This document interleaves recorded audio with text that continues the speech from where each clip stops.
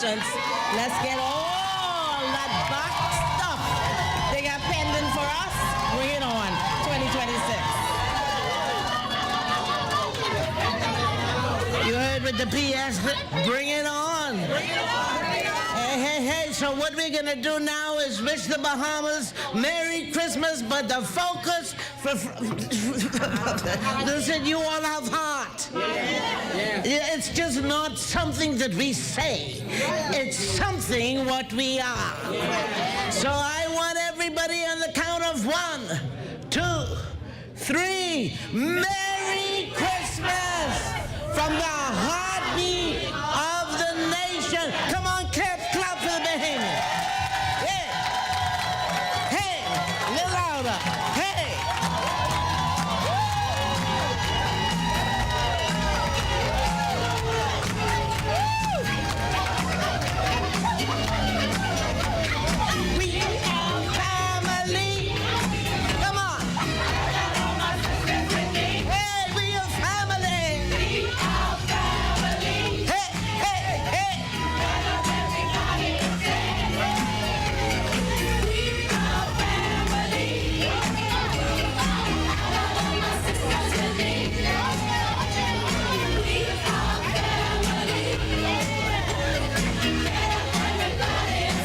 Dependency to self-sufficiency to economic empowerment.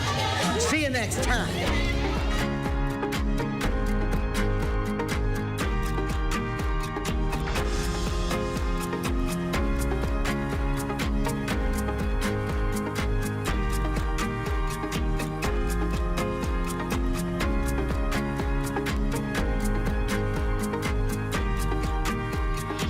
This has been a production of the Ministry of Social Services, Information and Broadcasting, the heartbeat of the nation, where we move our clients from dependency to self-sufficiency to economic empowerment.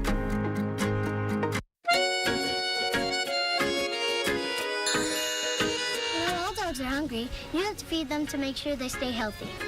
You have to feed them every day.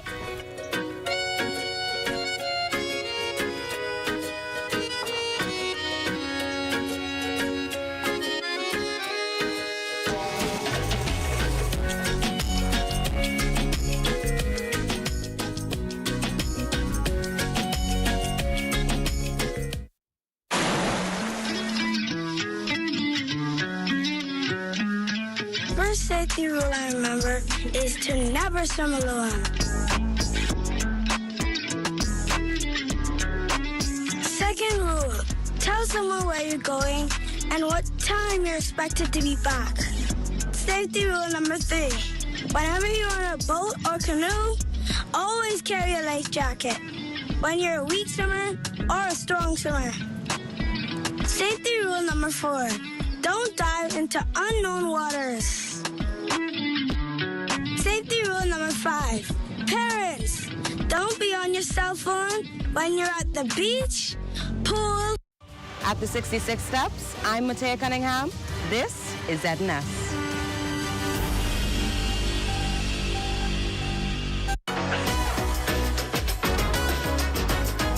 It's What's Trending with Jiminita Swain and the Bahama Beauty at the Broadcasting Corporation of the Bahamas from Studio A. It all starts right now.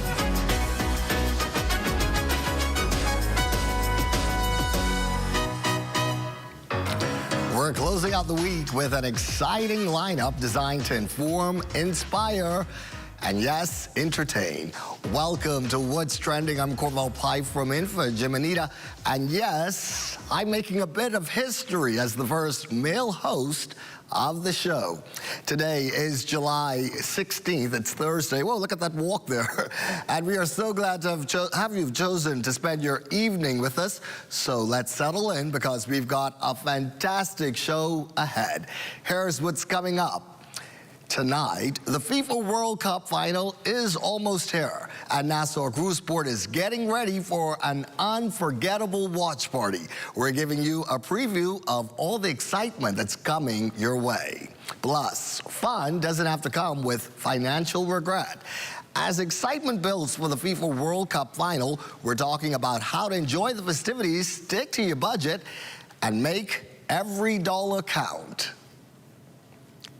And to wrap things up, are you heading out on a summer getaway but dreading the cramped middle seat? Find out how one major airline is letting you pay to keep your neighbor away on your next flight. Stay tuned. What's Trending is coming back right after the break.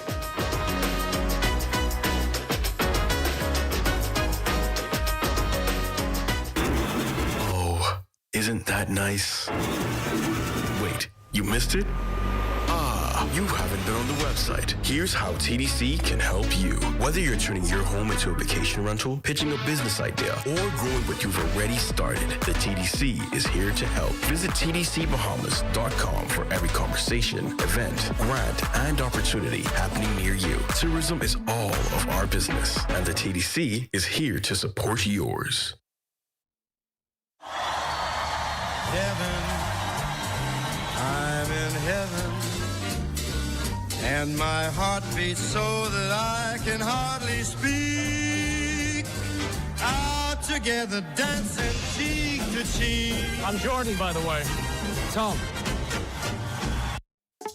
I want to show you what paradise on earth really looks like. Imagine this. It's a hot summer day. You've been tanning all day. You just want a place to cool down. This 2-bedroom, 2-bathroom villa sleeps up to 6 people with a fully equipped kitchen and living room. And if you're looking for relaxation, look no further.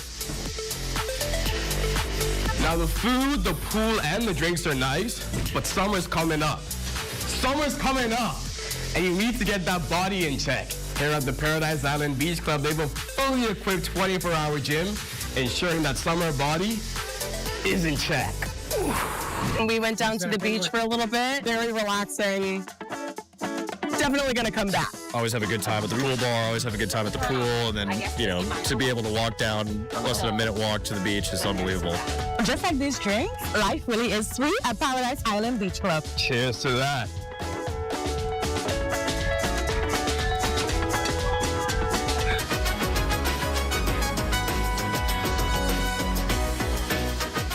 Well, welcome back. The countdown to the FIFA World Cup final is officially on, and if you're still deciding where to watch the biggest match in football, Nassau Cruiseport is inviting fans to experience it together.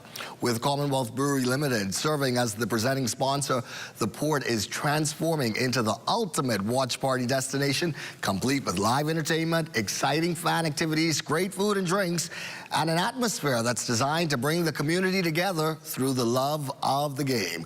We're happy to have joining us tonight to tell us all about what football fans can expect, Hospitality Marketing Manager at Commonwealth Brewery, James Fackison. James, it is good to see you. Yes, sir. Thanks for having me. So, the FIFA World Cup final is one of those events that brings people together no matter which team they are cheering for. Yeah. Why was it important for Commonwealth Brewery to be a part of this celebration, James? That's right. Well, Commonwealth Brewery, through Diageo, which is the official spirit sponsor of the event globally this year, we have the Diageo portfolio, so it's natural that we said, hey, let's jump on board, bring the FIFA fans out, and let's have some great drinks, great energy, great vibes.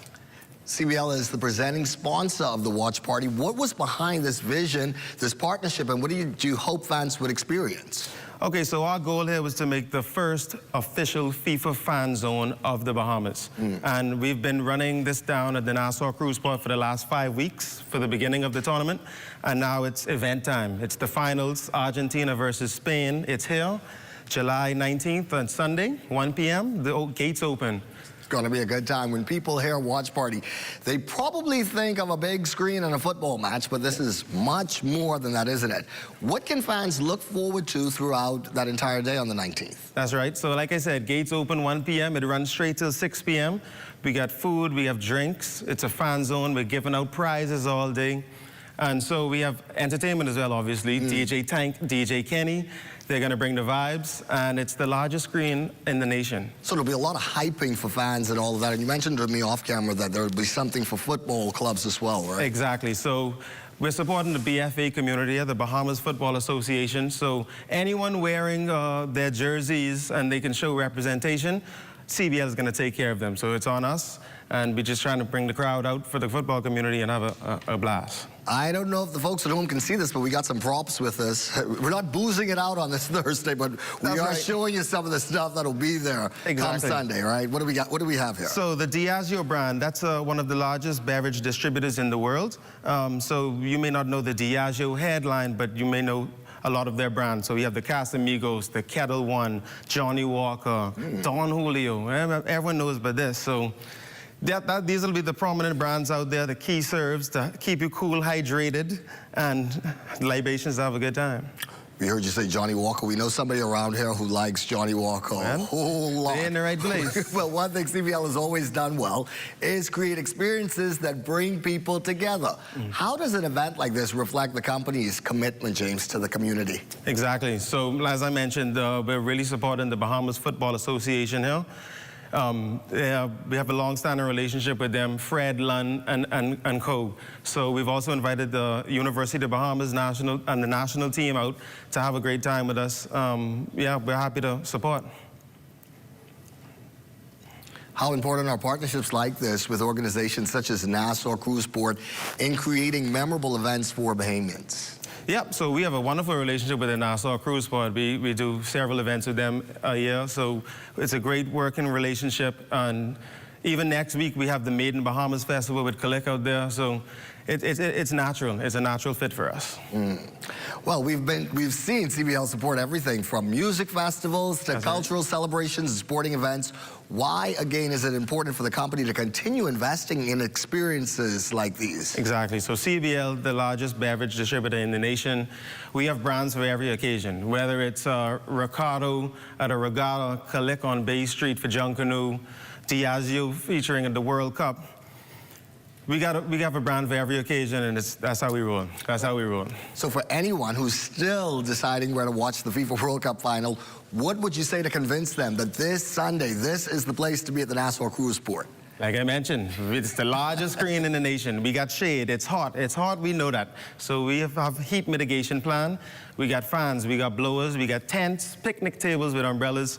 So it'll be great to be outside. And remember, too, the cruise port will still be open, so it's going to be a lot of guests from around the world out there congregating and getting crazy, getting wild, and it's going to be energy like nowhere else in the nation that day. We're running short on time before we go. Anything else that you need folks to know?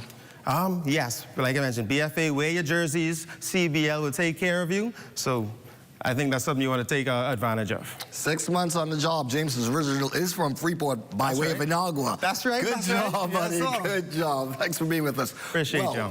We thank James and, of course, CBL for being here with us. When we get back, adulting isn't about saying no to fun. It is also about making smarter choices. Coming up, we're discussing how to budget for the experiences you love while still keeping your finances on track. Stay with us. There's more after the break.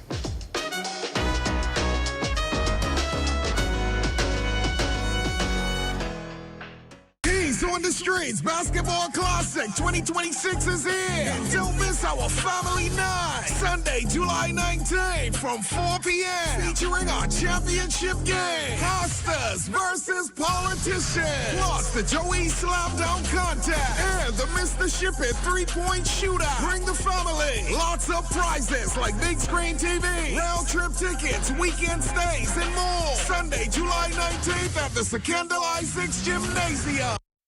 The tastiest thing about soccer is sharing it with the whole team, just like the new Ready for Soccer. A delicious lineup of 16 slices and 4 flavor sections. Perfect for sharing from start to finish, even beyond the 90 minutes. Get your team together and dig in, only at Little Caesars. Pizza, pizza. Heaven, I'm in heaven. and my heart beats so that I can hardly speak. Out together, dancing cheek to cheek. I'm Jordan, by the way. Tom.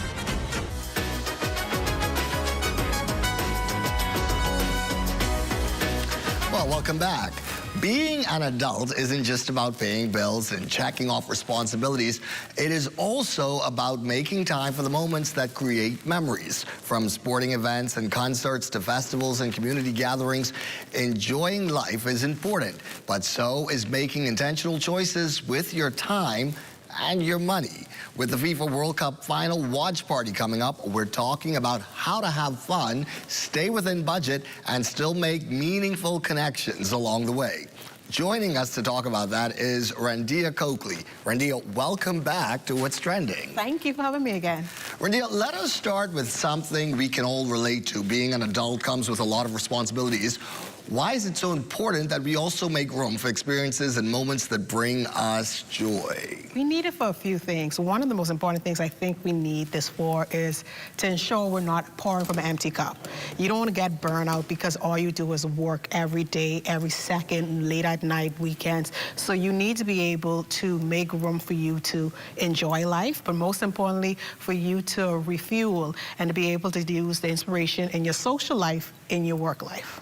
Sometimes when people think about going out, attending events, or treating themselves, they immediately think, well, I can't afford that. How can we shift our mindset and still enjoy life's responsibilities? I think shifting the mindset is budgeting, because most of the time our main concern is, how can I afford this? So the main thing I recommend people is figuring a way to budget it out and figure ways to make sure you're able to enjoy life, but responsibly. How are some of the ways you can go about doing that? I mean, is it something you recommend they write down? All right, so this is two things I think makes the most sense. One is actually taking money out and putting a separate account, separate just for entertainment. And this can be for local entertainment, international entertainment, but entertainment. Another thing would be, is you need more finances on it, is to come up with a second income. So it could be a part-time, it could be something where you just do, where it's not necessary long day work, but it gives you funds to fund the lifestyle you want to do. At what point do you think it's good for them to maybe consider the help of a financial planner? Oh, I would say if you want to bring a financial planner in, bring it in early. There's a lot of companies in the country that allows you to talk to financial planners, to add them into your daily life, and that sort of thing. A lot of times we focus only on the ticket price, but there are other expenses that come with going out. Very true. What are some hidden costs people should plan for? So hidden cost is, if you're a lady, number one thing that Bahamians love to do is, I need an outfit. Shop your closet. Shop your closet, mix and match. That saves you money there. Next is going with friends. So like some hidden costs would be like, if I need to go to valet, we could share valet costs. We could ride together. So that sort of thing. So those hidden costs you should think about. Beyond the money, events like watch parties, concerts, and festivals are really about connection. Why do you think making time for social experiences is important for our overall well-being? 100% I think is needed, especially watch parties. I love the concept of watch parties because most of the time we think experiences has to be outside of the home. Do you want a watch party at home? You save money because you're not paying for a venue. You can invite your friends over and y'all can split costs like, hey, I want you to cover decorations. I'll do X, Y, and Z. And create experience that's affordable, but most importantly, fun, and it's on brand to what you actually want to do. Yeah, good point. For someone watching who wants to attend an event but is worried about overspending, what are some practical tips that they can start using? Practical tips, if it's an event where it's not a restaurant, eat before you go. Because the most thing is when you're hungry, you start making bad decisions. Like right now, I'm thinking about eating. Exactly, pre-game. Pre-game before you go. Come up with a game plan and figure out, you can look at a menu beforehand so you can know what's the prices. A lot of events now list the prices of stuff before you go. They list activities, so you'd be like, oh, they're gonna have a water park, I wanna do that. They're gonna have this game, I wanna do that. So you could plan ahead how you want to organize your funds. What would you say to people who feel like being responsible means that they have to put fun on pause? I would say I feel you, and I believe in that a little bit. I call it delayed gratification. So sometimes in life, you got to be like, take a pause, but you're going to use that because you're going to do big purchases, but you should not be living in delayed gratification for your entire life. You don't want to wait until you retire to travel. You don't wait till you retire to go to a concert. You need to do that in the time of living. But that tip alone sounds like rule 101 of adulting, right? Exactly. Sacrifices got to be made. Exactly. Randy, as we get ready for the World Cup final watch party, what's your advice for people who want to enjoy the moment, create memories, and still feel good about their choices afterward? I would say when you go to the World Cup finals, for example, you mentioned the one at the port. There's different locations, so see which one works in your budget. The port has a great budget one. Then you have Island House, so figure out what is the goal you want to do, where you want to land, and budget it before you go. Well, Randy, thank you so much for joining us and sharing these reminders with our viewers. These were tips we all can use. We appreciate you helping us look at the balance between enjoying the moments that matter while still making smart choices with our time and our money. Well, making wise choices today can shape tomorrow's success, and no one understands that better than the students we are about to recognize. Behind every diploma is a story of determination, sacrifice, and success. Today, we're celebrating the valedictorians and salutatorians of Central Andres High School and San Salvador Central High School. Congratulations to the class of 2026 valedictorian and salutatorian. Your hard work, dedication, and perseverance have earned you this outstanding achievement. As you begin this exciting new chapter, may your future be filled with continued success and limitless opportunities. Our sponsors salute academic excellence and proudly join in celebrating your remarkable achievement.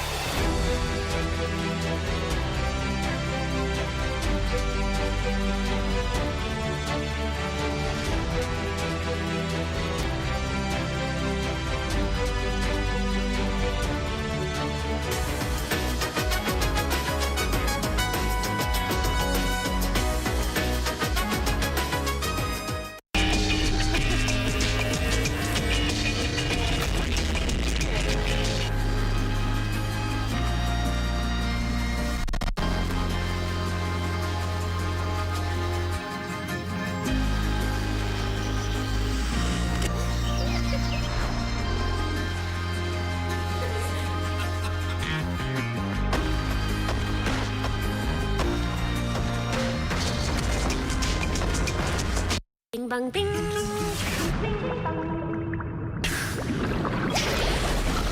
Bing bang bing. Ding ding dong. Bang bang bang. Bing bang bing. Bing bang bing. Ding ding dong. Bang bang bang. Bing bang bing. Bing bang bing.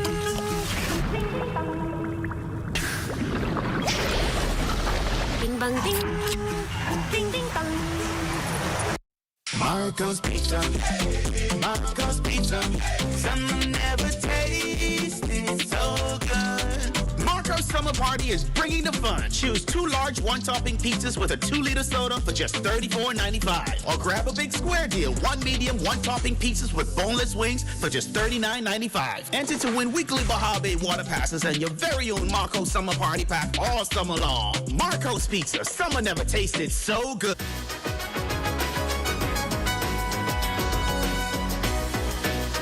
Summer travel is in full swing, which means crowded airports, full flights, and less elbow room. But a new trend is promising travelers a little more space without the first-class price tag. So, is it worth the extra cost? That's the question in today's Economics. Our intern, Layla Knowles, has this feature. Economics, presented by Sand Dollar, the digital Bahamian dollar. We all know it is summer in the 242. And if there's one thing Bahamians love to do when the heat turns up, it's catch a flight.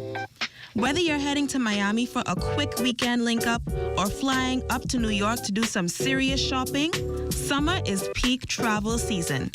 But let's be honest, nobody likes being crammed into a middle seat, fighting for the armrest like it's a prize at the regatta. Well, United Airlines heard our cries. They just announced a brand new luxury perk that might just change how we fly. They are rolling out a new row in their Economy Plus section where the middle seat is completely empty. Instead of a stranger snoozing on your shoulder, that space is being turned into a shared table with extra elbow room for the window and aisle passengers. Now, from an economic standpoint, this is a major trend. Airlines aren't just competing to be the cheapest anymore. They are competing to see who can give you the most comfort, for a price, of course.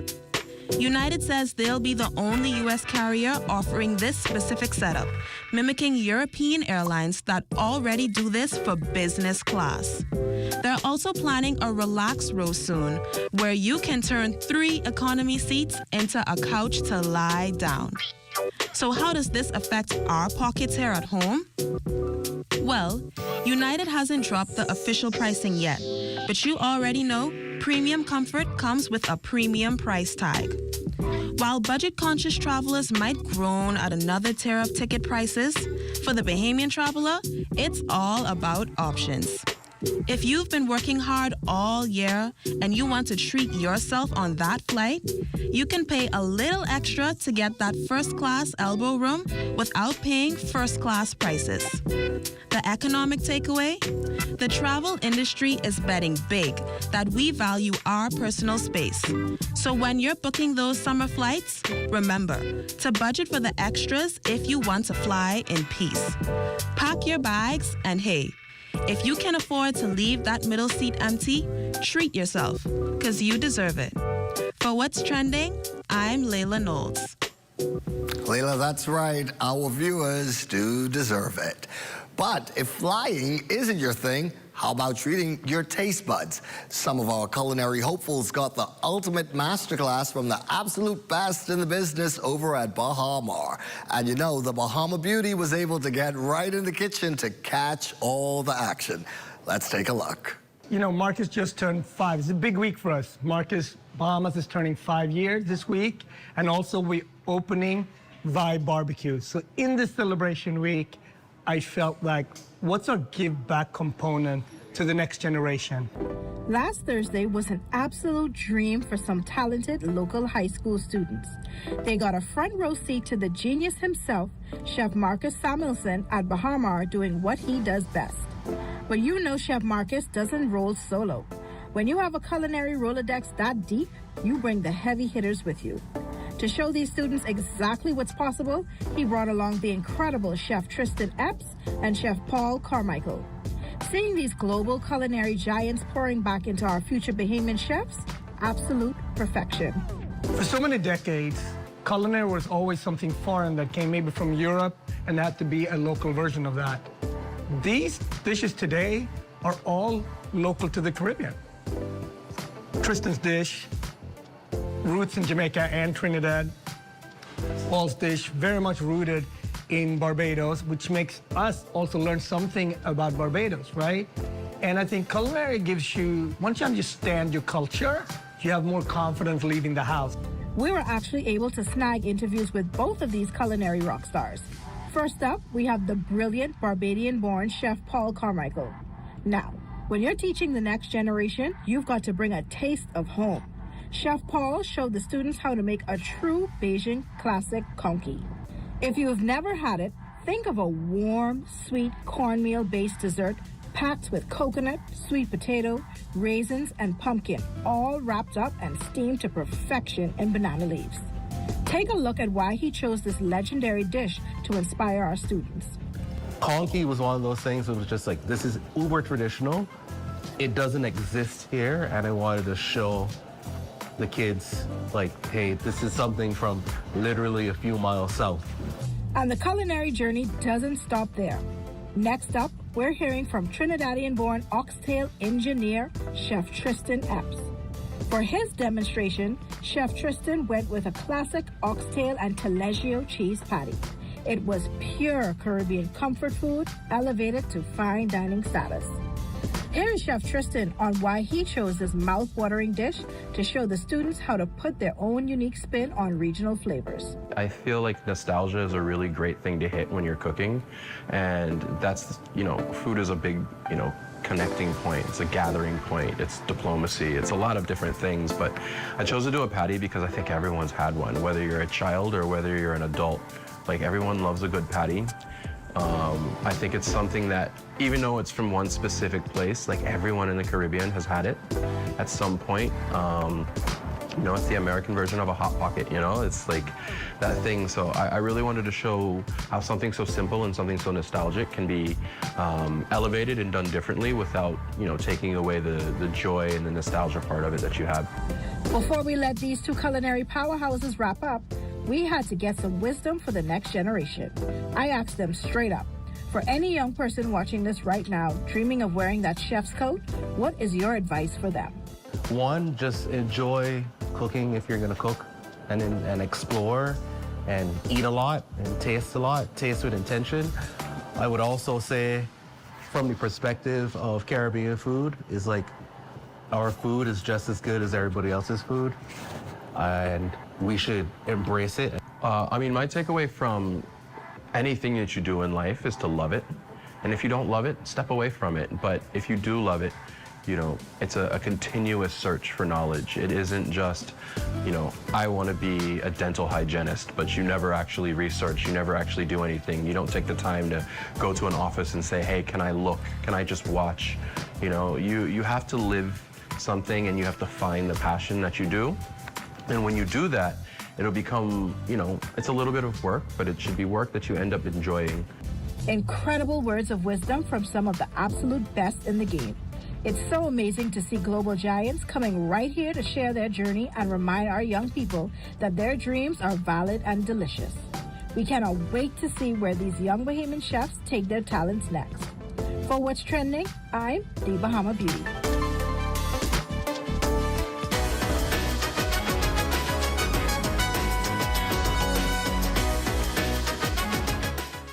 One, two, three, what you gonna choose? Strawberry swirl, caramel too. Cookie dough bite, brownies protein. Oreo crunch, make the whole team scream. Gotta be frosty, gotta be Wendy's. Gotta be frosty, gotta be Wendy's. Swirl it, twist it, taste that wave. Gotta be frosty, gotta be Wendy's. Cinnamon toast on a cool vanilla. Chocolate base and the flavor gets bigger. Sweet on sweet, yeah, that's the fun. Better get one, better run, run, run. Gotta be frosty, gotta be Wendy's.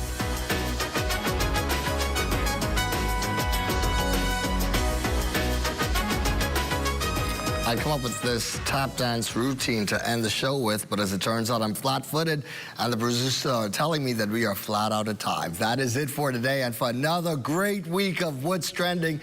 Thanks for joining us all weekend, all week long. Have a great weekend.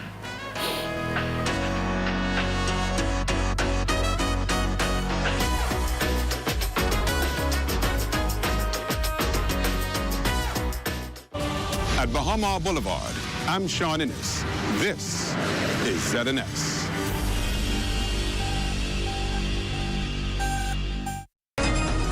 This is the Bahamas Tonight. The Northern Edition has a look at stories making news tonight. Education officials respond to the indecent exposure case involving a teacher. Also, calls grow to address poorly lit roads across Grand Bahama. And a Grand Bahama woman is reported missing in New Providence. The Bahamas Tonight Northern Edition starts now.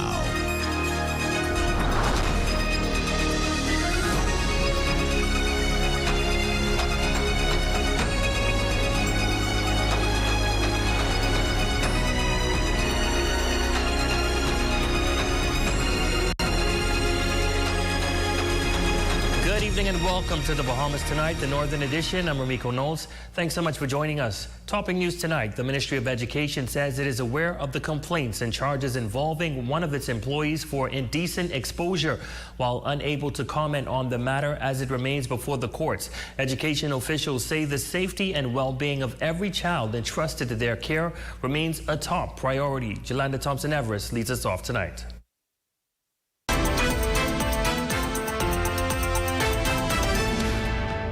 Education officials are assuring the public that student safety remain a top priority.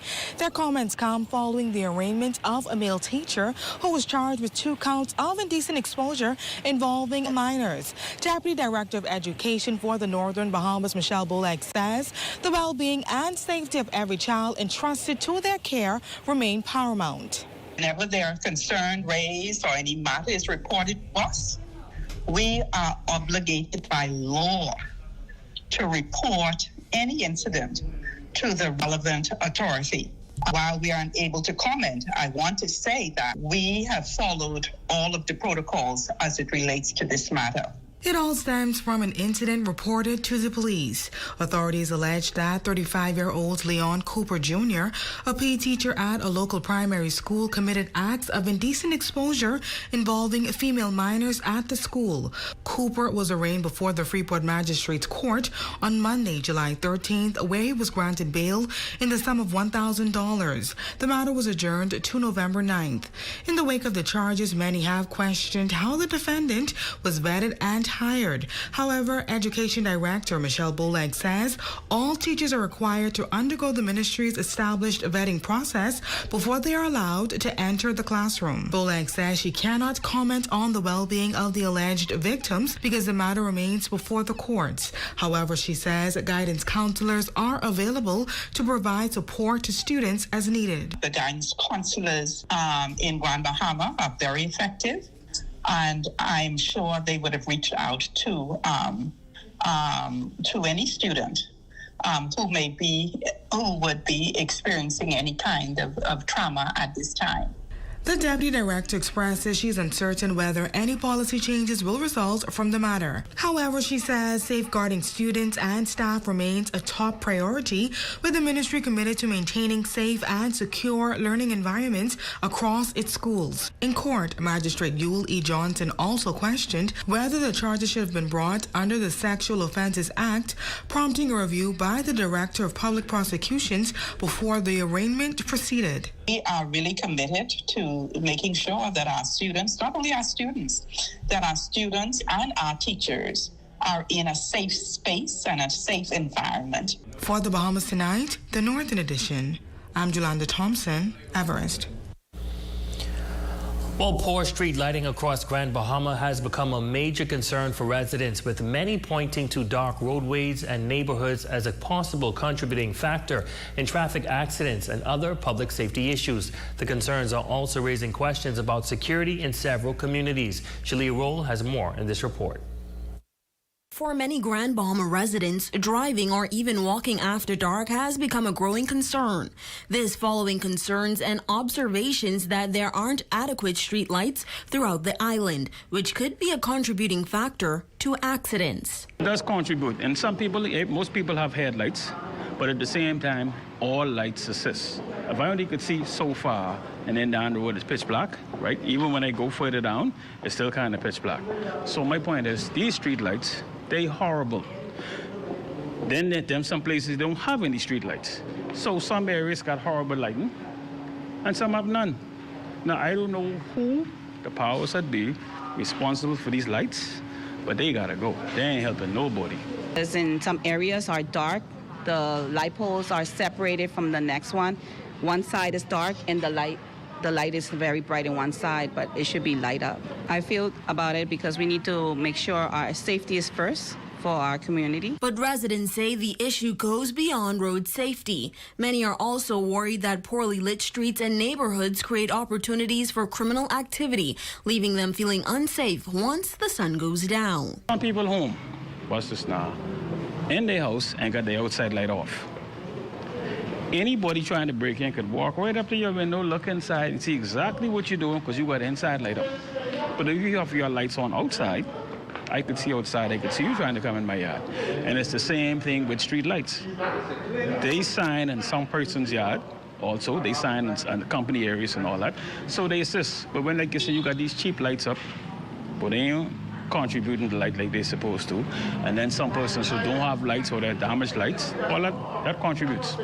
Yes, I think that's one of the issues as well. Need to be corrected because it's dark and there's no, if there's any cameras, they can detect it. We need lights. The concerns have now drawn the attention of government. Minister of Transport Leon Lundy says the matter is being addressed, noting that efforts are underway to put measures in place to better respond to issues like malfunctioning and inadequate street lighting. That's why we're coming up with our traffic team together, our committee that's going to actually make sure that we speak on these same problems and deal with these same problems that everyone is bringing to us. And we're going to address it. We're going to track it to make sure that we're making the right steps and making sure that the public realizes that we're actually taking their comments and using them and implementing everything that they need to have safe driving on the road. For the Bahamas Tonight, the Northern Edition, I'm Shalia Roll. Thanks, Shalia. Well, complaints are growing in the West Grand Bahama community over uncollected garbage. Residents and business owners say the overflowing waste has become a nuisance and a public health concern. Our Sherelle Dames was in the 8 Mile Rock community to speak with residents and area administrator about the ongoing issue. Take a drive through 8 Mile Rock and you'll quickly notice it. Garbage bins overflowing, trash bags piling up along the roadside, and residents frustrated. They say they've waited nearly 3 weeks for their trash to be collected. The garbage bin is overflowing, okay? And then there's certain things that's being in there that stink too, and having a bunch of flies within the midst of your home. Only so much garbage you could keep compounding until, and then the dogs, they're having a field day because every time you put something out, they go into the trash and they has it everywhere. Now, the problem isn't just affecting residents. Business owners say the lingering garbage is creating unpleasant conditions for customers, with rodents, stray dogs, and foul odors becoming an increasing concern. It can cause health hazards, rodents, and here at ShipSmart we bring in packages and the rodents could affect the customer's packages. This shouldn't be like this. This is a restaurant. This is on the highway. We have tourists passing this area on a daily basis. What's going on? Now, I sat down with Family Island Administrator Ricardo Ferguson to address residents' concerns over the delays in garbage collection. And he says efforts are underway to restore a regular pickup schedule. But he also explained why the issue has persisted. Identifying the proper vendor with proper equipment and documentation. And part of it is some funding. And then timing. We have a vendor.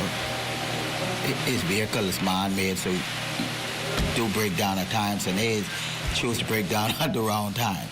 And so, but we're in the process of getting it done. The process is slow because we have to go out and have some temporary relief. And because the garbage has accumulated over a period of time, it's slow. But it's being done. And speaking of temporary assistance, to help ease the situation, Seagrape Local Government Representative Natasha Carter and local businessman Stanley Moss II decided to step in and lend a hand. I just wanted to offer a hand, be hands-on in cleaning our community. So I'm out here in the heat of the sun, wavering the heat for cleaner community. Just recently moved in this area and I opened a business up here, so I noticed that, it is getting neglected. So I'm trying to come into the area and see if I can assist the local government and see if we could turn the place around a little bit. For the Bahamas Tonight, the Northern Edition, I'm Sherelle Dames. Well, in news from police in New Providence have issued a missing persons bulletin for 31-year-old Renique Burrows of number 28 on Bristol Street, Grand Bahama. Renique, a resident of Grand Bahama, was last heard from on Monday, July 13th, 2026, and reported missing on Wednesday, July 15th, 2026. She is of brown complexion, medium build, and height unknown. If you spot her, please contact the Criminal Investigations Department at 502-9975 or 6-502 242-9991 or 2911. Police emergency at 919. Crime Stoppers at 328-TIPS or 328-8477. Family Island 242-300-8477. Well, the Minister of Transport, the Honorable Leon Lundy, made his first official visit to Grand Bahama today, and one of his first stops was the Road Traffic Department downtown head office. The office has been operating on limited hours due to ongoing air conditioning problems, and the minister says that's about to change, noting restoring full service at road traffic is a priority for the newly appointed ministry as the government works to improve service delivery across the island. I've just toured both sides of the office, and one side we obviously see has a problem with the AC that we're about to fix. I already spoke with the minister responsible, and they're on it right now, getting a team together to come down and see exactly what needs to happen from a maintenance standpoint. Well, after air-conditioned repairs, residents can expect the department to resume its full operating hours. The minister also visiting the department's inspection center and the 8 Mile Rock Road Traffic Department office, which has also been closed since Monday due to air conditioning issues. Again, the minister stresses that the comfortability of employees take top priority and adds that they work to resolve these issues. So definitely I want to make the staff as comfortable as ever. Right now they're getting off at half day because of the heat, but definitely we'll have it fixed in short order for them. And still to come. The Minister of Health commits to continuing the licensed practical nursing program. That story, sports, and more when the Northern Edition returns. Stay with us.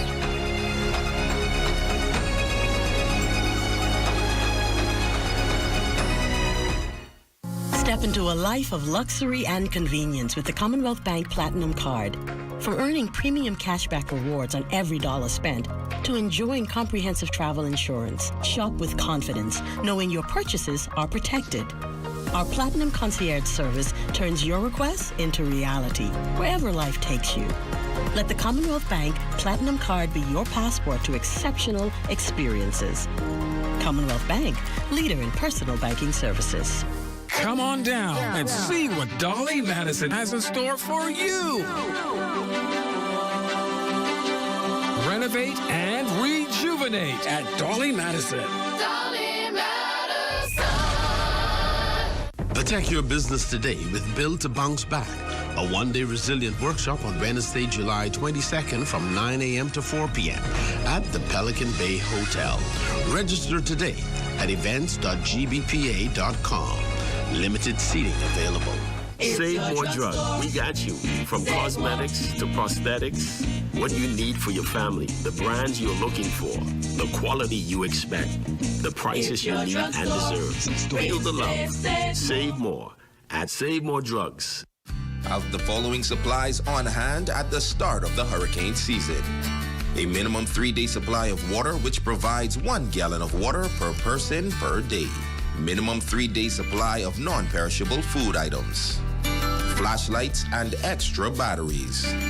A battery-powered radio to receive broadcasts that will keep you informed of the storm. A first aid kit. A 7-day supply of any prescribed medication.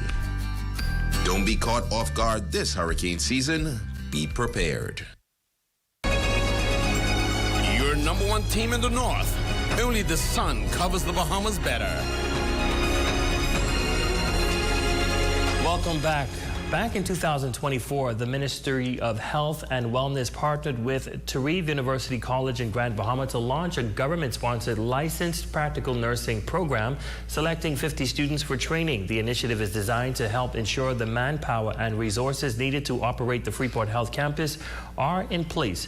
The first cohort is now nearing completion, but Health Minister Dr. Michael Darville says the program will continue even after those students graduate. Well, we have a program with Tarif. There's 50 nurses in our program. The Ministry of Health and Wellness is reaffirming its commitment to strengthening the country's healthcare workforce as preparations continue for the opening of the Freeport Health Campus. Back in 2024, the ministry partnered with Tarif University College in Grand Bahama to launch a government-sponsored licensed practical nursing or LPN program. 50 students were selected for the inaugural cohort with the goal of training more healthcare professionals to meet the growing demands of the country's healthcare system. It's a very unique program, and it is leading the way to prepare us to make sure we have the manpower resources necessary in Grand Bahama with residents domicile in Grand Bahama when we open the first phase of the Freeport Health Campus. Now, with the first cohort nearing the end of its training, Health Minister Dr. Michael Darville says the program has been a success and will not end after the first class graduates. Darville adds that the ministry intends to continue investing in the program to create a steady pipeline of trained nursing professionals, helping to meet the staffing needs while supporting the long-term operations of the Freeport Health Campus. The first batch should be finished. I think they have about 2 more semesters. I intend to repeat it.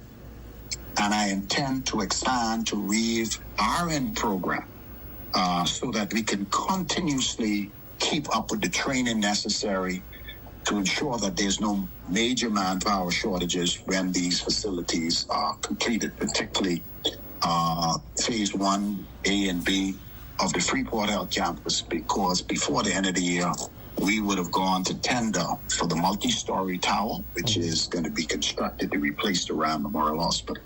The health minister notes that expanding opportunities for Bahamians to enter the nursing profession remains a key priority as the government works to improve healthcare services nationwide. Well, High Rock is set to make waves as it gears up for the 20th annual High Rock Sea Fest on Saturday, July 25th from 11 a.m. to 9 p.m. with strong support from the Member of Parliament for the area, Kwesi Thompson, the Grand Bahama Ministry of Tourism and community partners. Organizers say this year's festival is expected to be one of the biggest yet. We have some exciting things going on this year. Our headliner is the famous Johnny Cake. As everyone knows, he's hitting the airwaves with his new songs. And so we want to encourage the family to come out and enjoy all of the seafood that we have to offer, all of the boats. We're going to have jet ski races. We're going to have speed boats out there. And so we're going to have delicious food from the conch salad to the fried fish and the lobster. And so, again, we're just grateful for 20 years, and we want to encourage the community to continue to support us. Festival goers can look forward to a full day of family-friendly entertainment, including a dedicated kids activity corner and live performances by top-tier band. Entry is $3 for adults and $2 for children. Organizers are also reminding the public that this year's event has been rescheduled to Saturday, July 25th. We are excited to support this initiative once again that celebrates culture, heritage, and the community of High Rock, while creating meaningful experiences for our locals and our visitors alike, and also an opportunity for the community to boost their economy.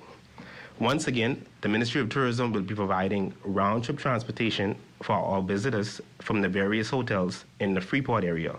So we invite our visitors and our locals alike to come out.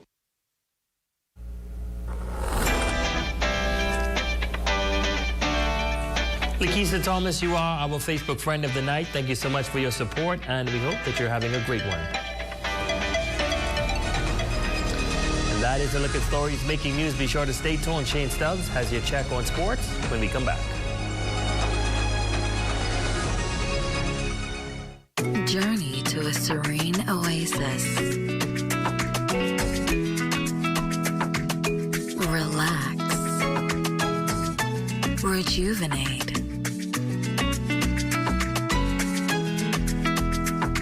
Renew. Welcome to Renew Day Spa. For appointments, call 352-RENU. See news in the making? Call us at 352-9713 or 359-5167. Or you can email us at ZNS3news@gmail.com. Hi, I want to put some shoes on your feet. I like this one. Before us, there was an idea. That idea allows us to serve you.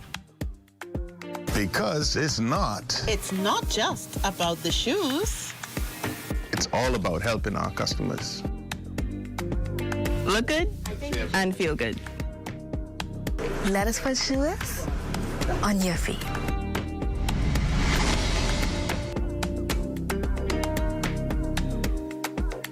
Cabinets play a major role in both the function and appearance of your home. To keep them looking their best, wipe spills as soon as they happen and clean surfaces regularly using a soft cloth and mild soap. Avoid hanging excessive weight on cabinet doors and periodically check hinges and hardware to make sure everything stays secure. With proper care, quality cabinetry can continue looking beautiful and performing well for many years to come. Quality products deserve quality care. Cornet, Bahamas. Your home should be a place of comfort, pride, and possibility. At the Grand Bahama Cooperative Credit Union, we're here to help you make that vision a reality.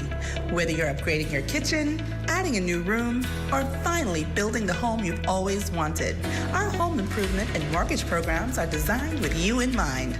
Qualified members can access mortgages with competitive financing, flexible options, and affordable deposit requirements. Improving or purchasing your home may be closer than you think. Visit us at the Four-Way Co-op Plaza or call us at 352-4139 to learn how you can get started today. At Save More Drugs, we got you. We got what you want. We got what you need. We got what you came for. The quality you expect. The prices you need and deserve. Save more at Save More Drugs.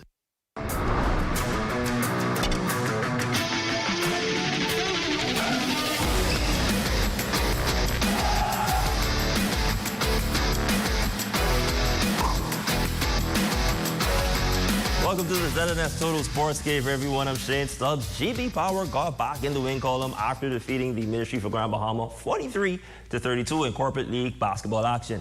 And the only thing on their minds from here on out are wins. Wins. That's it. I feel we do good. We start off a little slow, but halfway through the game, we start picking it back up. Let's switching up the defense. Getting in the zone last year, they say only our jersey. It was pretty hard to show them our game pretty too. Ahmad Prad was locked in all game, leading his team with 15 points, but Joel Davis kept the Ministry within striking distance, pouring in a game-high 17 points despite the loss. Over to Buckeye Bahamas, Adam Forbes caught fire, lighting up Bahama Rock for 26 points in a convincing 39-25 victory. The game plan was to just make sure we slow it down, because last game we didn't look good, but this game we made sure to find the open man.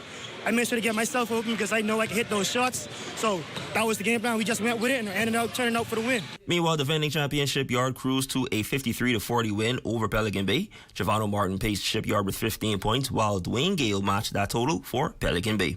And the Sunrise Prep Ravens continue to soar, competing at the Super 6 Basketball Classic in Orlando, Florida. The Ravens went undefeated, capping their run with a dominant 43-15 win over Recreation Hoops. Traquan Gordon and Chase Morley were named co-MVPs. Buster Davis earned Best Defensive Player honors, and Deanna Williams secured a spot on the All-Tournament team. Next up for Sunrise Prep, they'll stay put in Orlando, where they'll play in the Dynasty Hoops tournament. On the international stage, Team Bahamas came up short against Mexico, falling 81-67 in the FIBA Women's America Cup Central Basket qualifiers. Deshaun Higgs led the way with 23 points, while Rima Collins added 22. Team Bahamas returns to the court tonight to face the U.S. Virgin Islands. Tip-off is set for 7:30. And that's my time, everyone. But your local forecast is next. I'm Shane Stubbs. Catch y'all on the rebound. Tonight's weather forecast is brought to you by Royal Star Assurance. 'Cause it's so beautiful.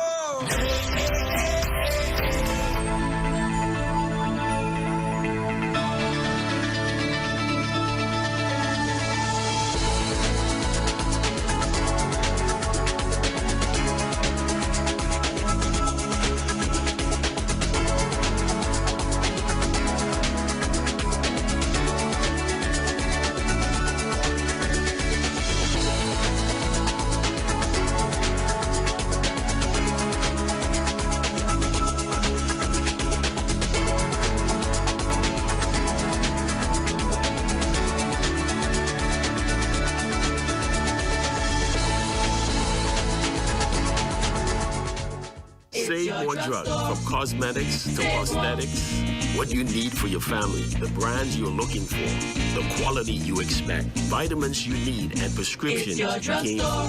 Feel the love. Save more at Save More Drugs. At a Shopper's Paradise, you can find variety of things here. You can find household items, cleaning supplies, snacks, groceries, soft drinks, pet supplies, auto supplies, and many other items.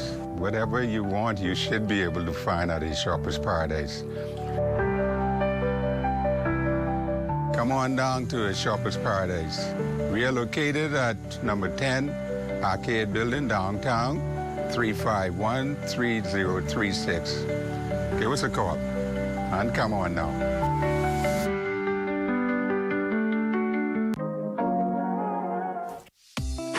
Get a jump on your health and fitness goals with the Fitness Connections Transformation Challenge. We've already helped hundreds of people get closer to their health and fitness goals and achieve awesome results like you see here. You can scan the QR code to find out more. But let me tell you what all comes with the challenge. One, you get 20% off coupons to the Fitness Connection every 2 weeks. You get coaching calls with us on Zoom.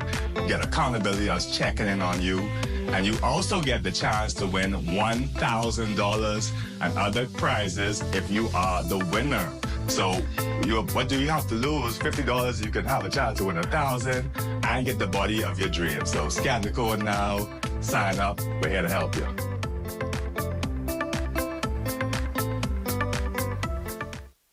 Have the following supplies on hand at the start of the hurricane season. A minimum 3-day supply of water, which provides 1 gallon of water per person per day. Minimum 3-day supply of non-perishable food items.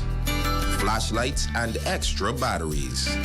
A battery-powered radio to receive broadcasts that will keep you informed of the storm. A first aid kit. A 7-day supply of any prescribed medication. Don't be caught off guard this hurricane season. Be prepared. Your number one team in the North. Only the sun covers the Bahamas better. And that is going to do it for us here in the North. I'm Ramiko Knowles. Thanks so much for joining us tonight. Be sure to stay tuned. The Bahamas Tonight is coming your way next.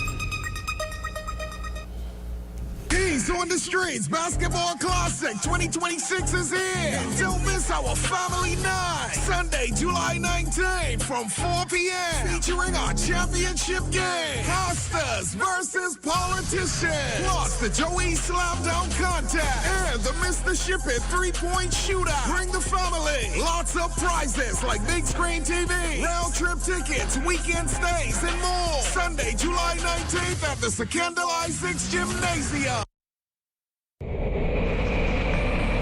Bahamas. Hurricane season is here. Are you ready? The 2026 Atlantic hurricane season officially runs from June 1st through November 30th. 6 months of staying alert and prepared. Storms are named to help meteorologists, emergency officials, and the public communicate clearly and quickly during dangerous weather events. Hurricanes are also measured using the Saffir-Simpson Hurricane Wind Scale, which ranks storms from categories 1 through 5 based on wind speed and potential damage. And did you know, when a hurricane becomes especially deadly or destructive, its name is permanently retired out of respect for the lives and communities affected. Now is the time to prepare your emergency kit with a portable AM/FM radio. Review your family plans and stay connected to trusted weather information. Preparation today can save lives tomorrow. These are the names of the storms for the 2026 Atlantic hurricane season.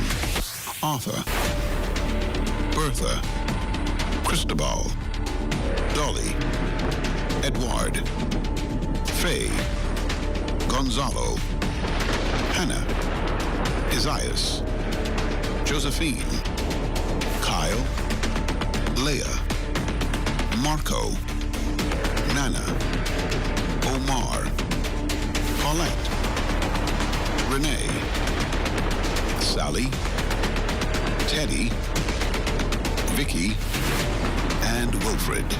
This public service announcement was brought to you by the Broadcasting Corporation of the Bahamas in conjunction with the Disaster Risk Management Authority. Influenza, or the flu as it is commonly called, is a viral illness that usually occurs between the months October to March. The virus is transmitted from person to person through coughing, sneezing, or talking. Symptoms include fever, cough, headache, runny nose, generalized body aches, and fatigue. There is no specific treatment for the flu, and the symptoms usually dissipate after 3 to 7 days. Because it is caused by a virus, antibiotics are not used to treat the flu. Persons are encouraged to rest and drink lots of fluids. Panadol is recommended for fever and body aches associated with the flu. However, aspirin should be avoided due to the risk of bleeding. To decrease the spread of flu, persons are encouraged to get their flu shot annually and practice good cough hygiene. Additional information can be provided by your community clinic or the Health Education Division at the Ministry of Health. This message is brought to you by the Ministry of Health in partnership with the Public Hospitals Authority.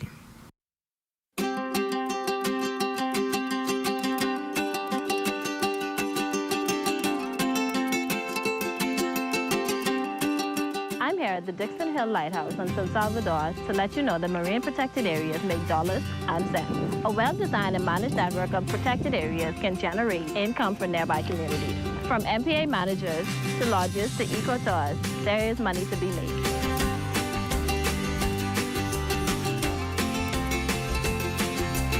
Healthy marine ecosystems help to protect our islands from climate change and other impacts that we cannot control.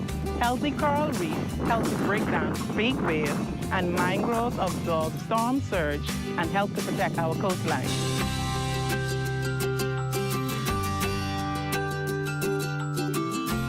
Older and larger fish tend to carry more and healthier eggs than younger fish. Fish replenishment areas will allow fish to grow bigger and ensure that we have more fish now and in the future. In a replenishment area, fish are free to grow and reproduce. As their populations increase, more fish will spill over into other areas where fishermen can increase their catch and their income. I support the establishment of a marine protected area on my island. I support the establishment of marine protected areas on my island. I support the establishment of marine protected areas on my island. I support the establishment of a marine protected area on my island, and you should too. And you should too. And you should too. At Rusty Bethel Drive, I'm Paisol Forbes. This is ZNS. Coming up in the Bahamas tonight, a consumer rebate for BPL consumers. But who's eligible? How much are you getting? And is it enough? Plus, a global financial powerhouse makes a major move here in the Bahamas and calling all those interested in becoming teachers. The education minister issues the appeal as the government moves to fill a huge public system shortfall. The Bahamas tonight, the National Report starts now.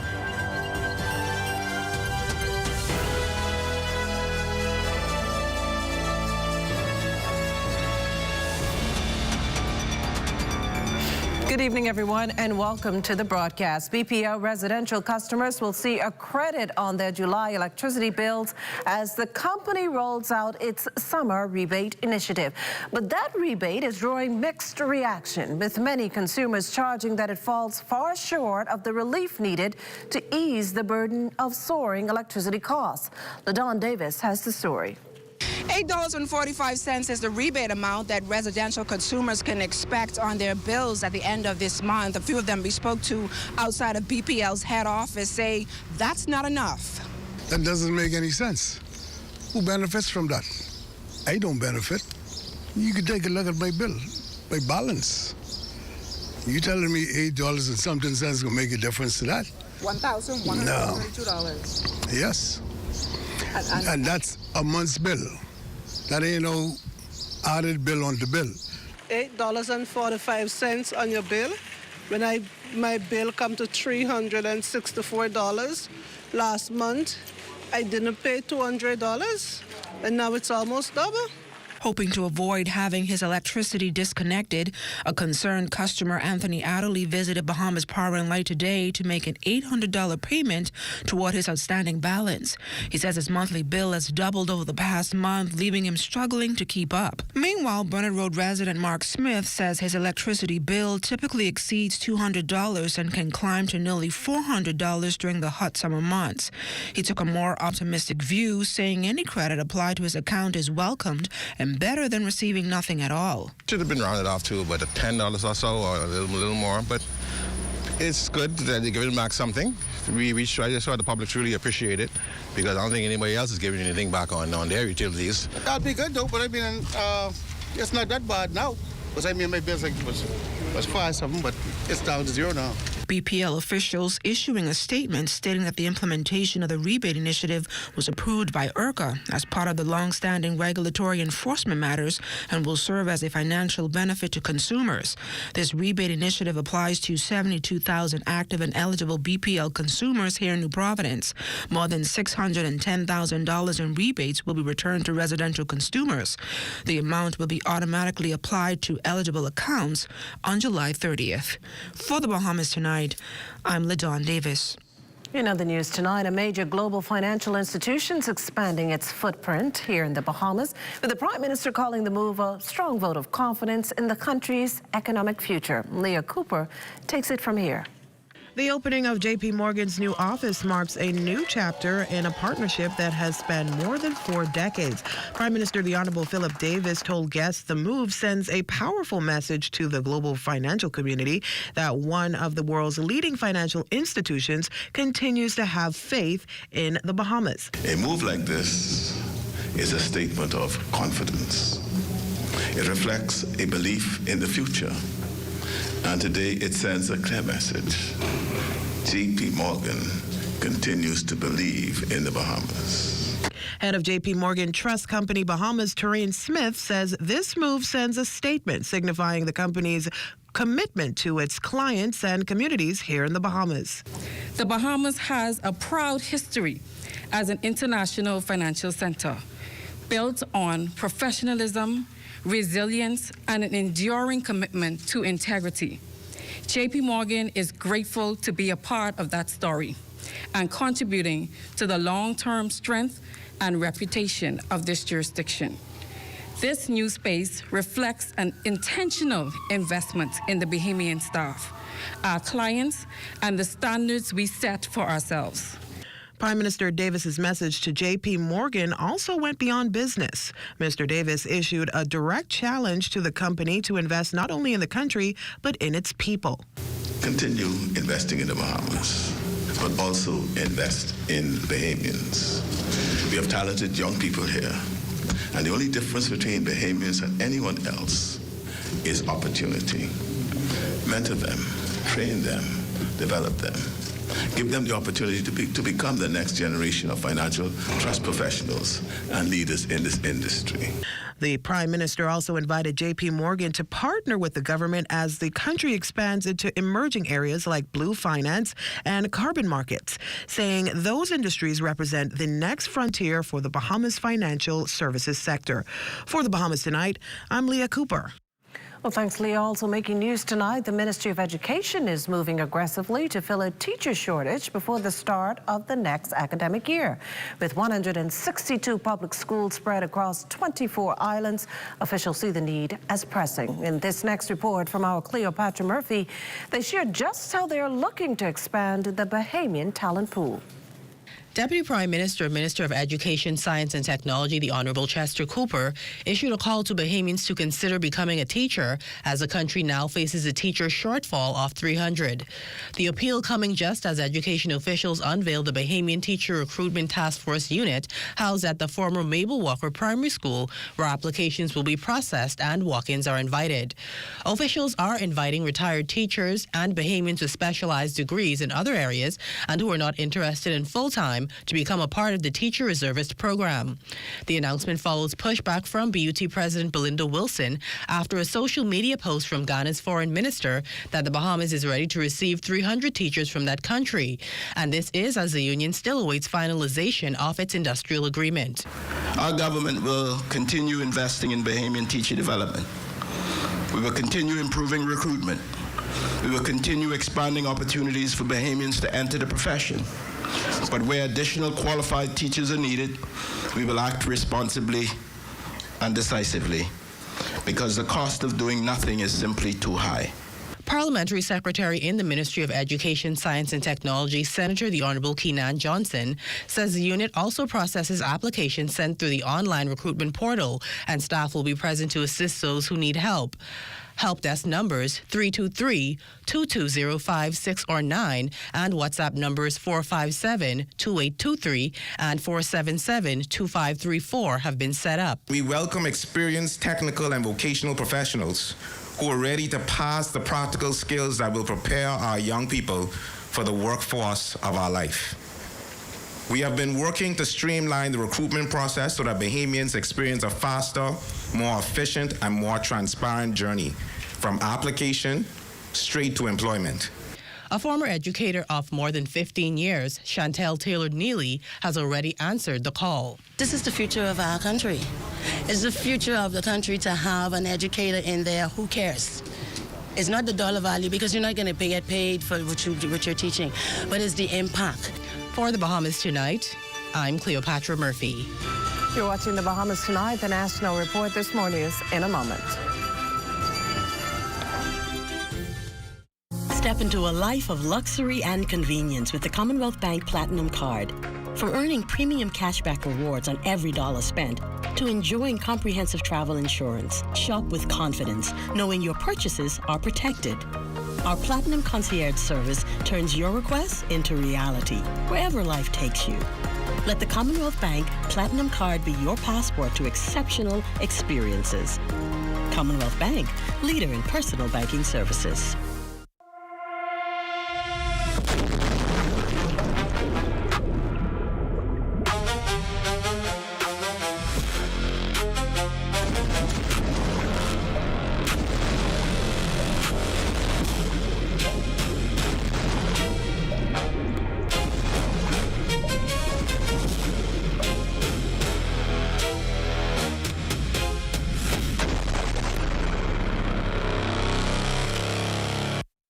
Cabinets play a major role in both the function and appearance of your home. To keep them looking their best, wipe spills as soon as they happen and clean surfaces regularly using a soft cloth and mild soap.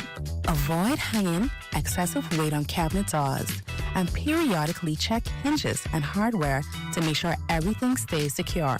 With proper care, quality cabinetry can continue looking beautiful and performing well for many years to come. Quality products deserve quality care. Cornet Bahamas. Sunsea, good friends. And bold new flavor has arrived in the Bahamas. Introducing the new Jalapeno Ranch Cheeseburger. Spicy jalapenos, cool ranch, fresh Wendy's beef. One perfect balance. This isn't a heat you run from, you enjoy it. Bring the heat. Keep the cool with Wendy's new Jalapeno Ranch Cheeseburger.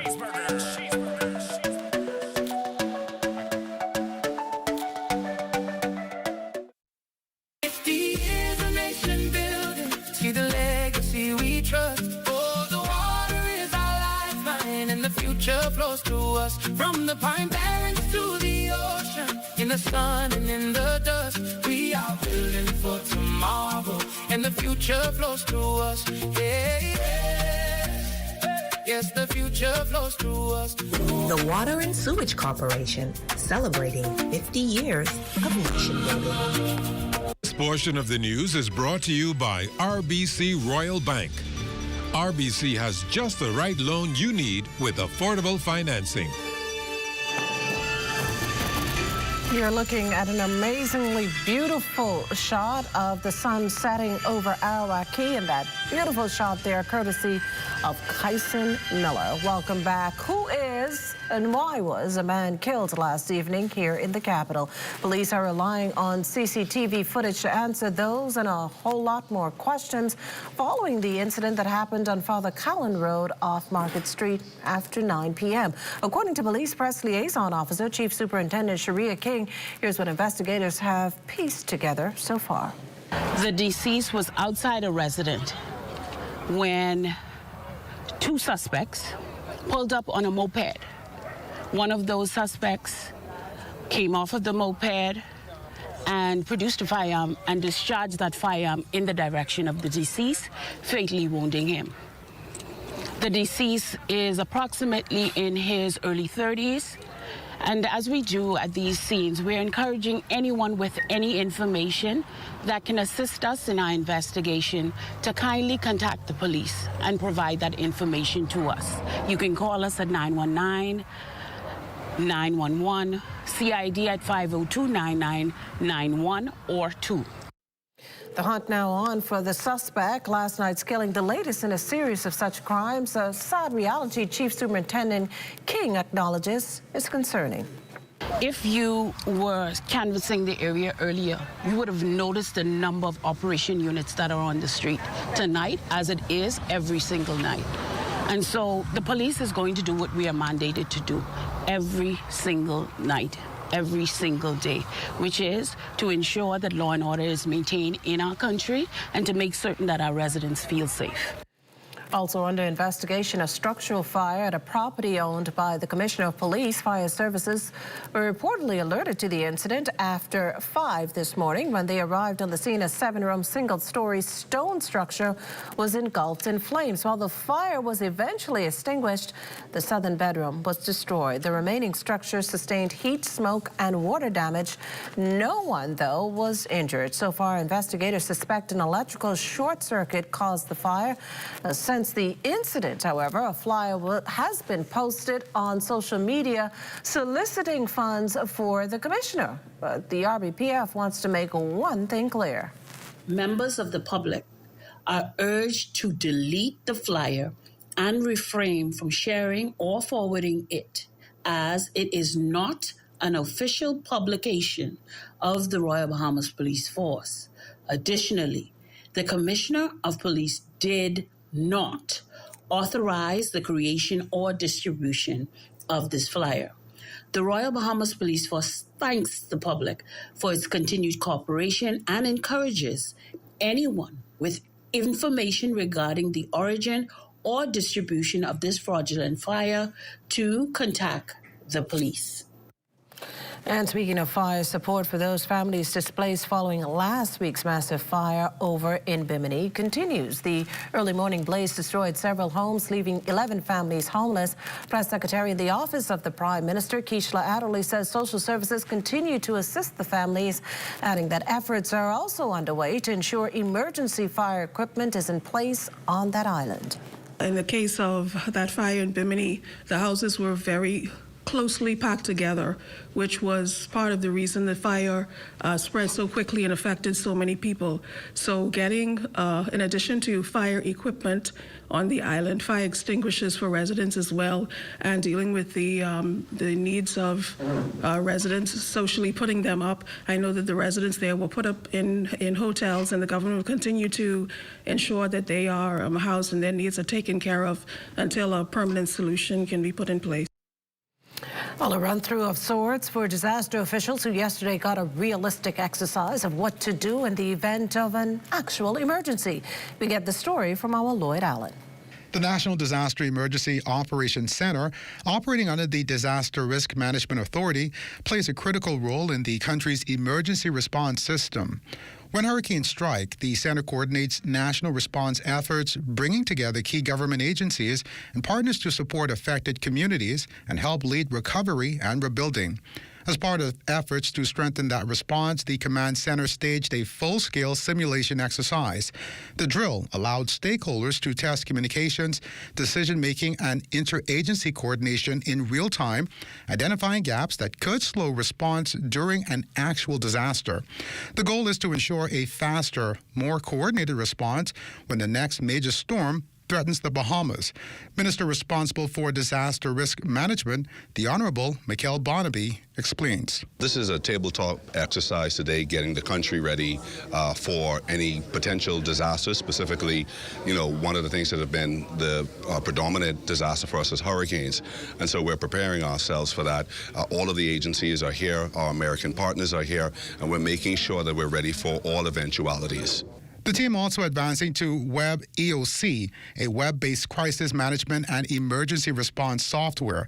It acts as a digital emergency operations center, allowing government agencies, hospitals, and private companies to share real-time incident data, tracking resources, and coordinate safety efforts. I believe it's perfect because what it does is synergize all of our activities so that we don't have an overlap in what we're doing. We're trying to create efficiencies, and in all of our efficiencies, there's one goal in mind, which is to make sure that we save lives. DRM Managing Director Aaron Sargent says as there are several agencies already attached to the NDEOC, the door remains open for new partners at all levels. The Department of Meteorology is the government's lead when it comes to providing information on meteorological services. We also partner with the National Oceanic Atmospheric Agency, NOAA, as well as CIMH, which is the Caribbean Institute of Meteorology and Hydrology, which is where we get our data from that allows the NDEOC to properly respond. With an active hurricane season, officials say preparedness remains a top priority. Forecasters are calling for 8 to 14 named storms this year, with 3 to 6 expected to become hurricanes, including as many as 3 major storms. For the Bahamas Tonight, I'm Lloyd Allen. This portion of the news is brought to you by Folk Call Smart Pass, the smart way to pay at the pump.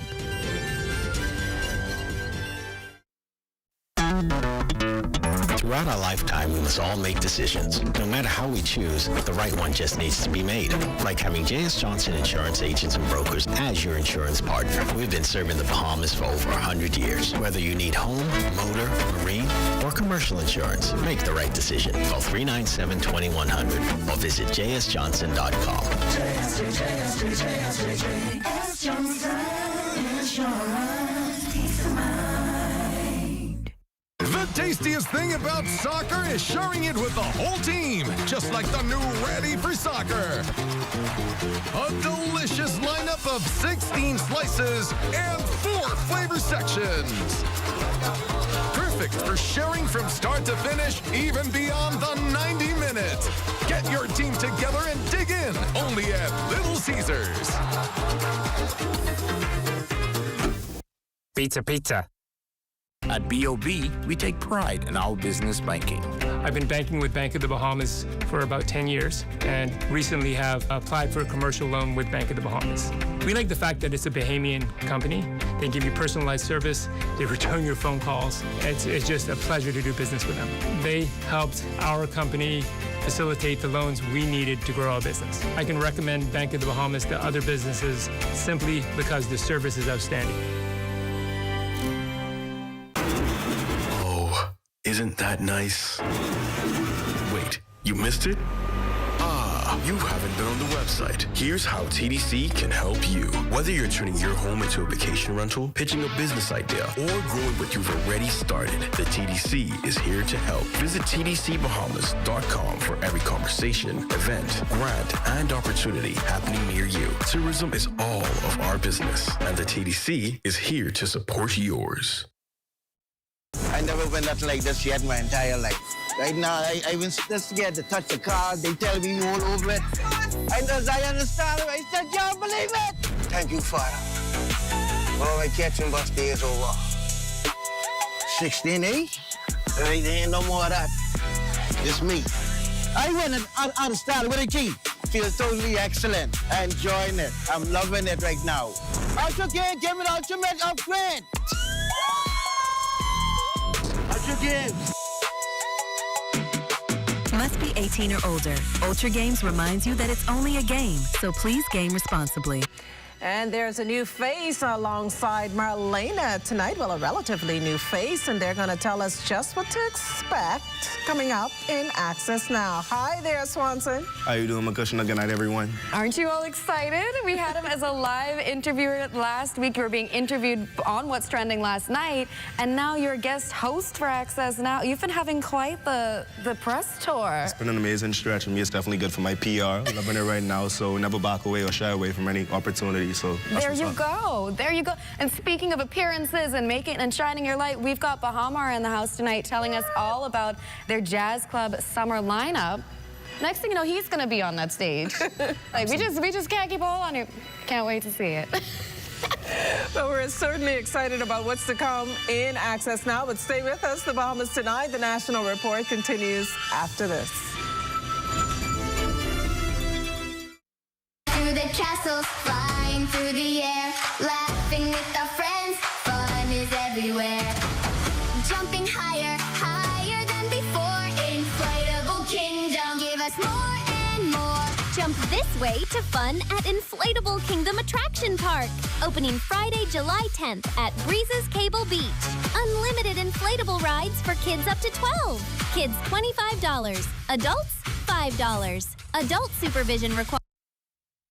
Marco's Pizza, Marco's Pizza, summer never tasted so good. Marco's Summer Party is bringing the fun. Choose 2 large one-topping pizzas with a 2-liter soda for just $34.95. Or grab a big square deal, 1 medium, 1-topping pizzas with boneless wings for just $39.95. Enter to win weekly Baja Bay water passes and your very own Marco's Summer Party pack all summer long. Marco's Pizza, summer never tasted so good. Hurricane season is here, and everything your house needs is at We Buy You Sell. Impact windows and doors built with strong frames and reinforced glass to hold if a storm hits. 10 and 16mm galvanized steel are now available. Roofing materials with architectural and asphalt shingles, roof flashing, nails, and so much more, all right here. Solar lights are 50% off while supplies last, and solar power systems are available for pre-order. Stay safe this storm season by visiting us on Robinson Road or WhatsApp 636-8412. After 30 years of banking, I've decided to take a leap of faith. I moved from banking into an untapped industry, which is manufacturing in the Bahamas. And now we are standing on 3 acres of land on which we're going to be putting the Bahamas' first end-to-end plastic recycling company, Eden Recycling and Manufacturing Company Limited. Eden has 2 arms, recycling and manufacturing. This is groundbreaking for us. It's never been done before.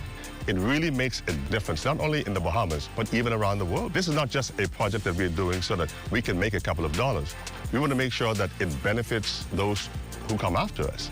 In future generations, we hope that this is a small vision, that they will take it and they'll expand on it. We can have the formula for what it means to do end-to-end recycling in the Bahamas, in the region, and even if we have to export these ideas and thoughts and concepts even into the U.S.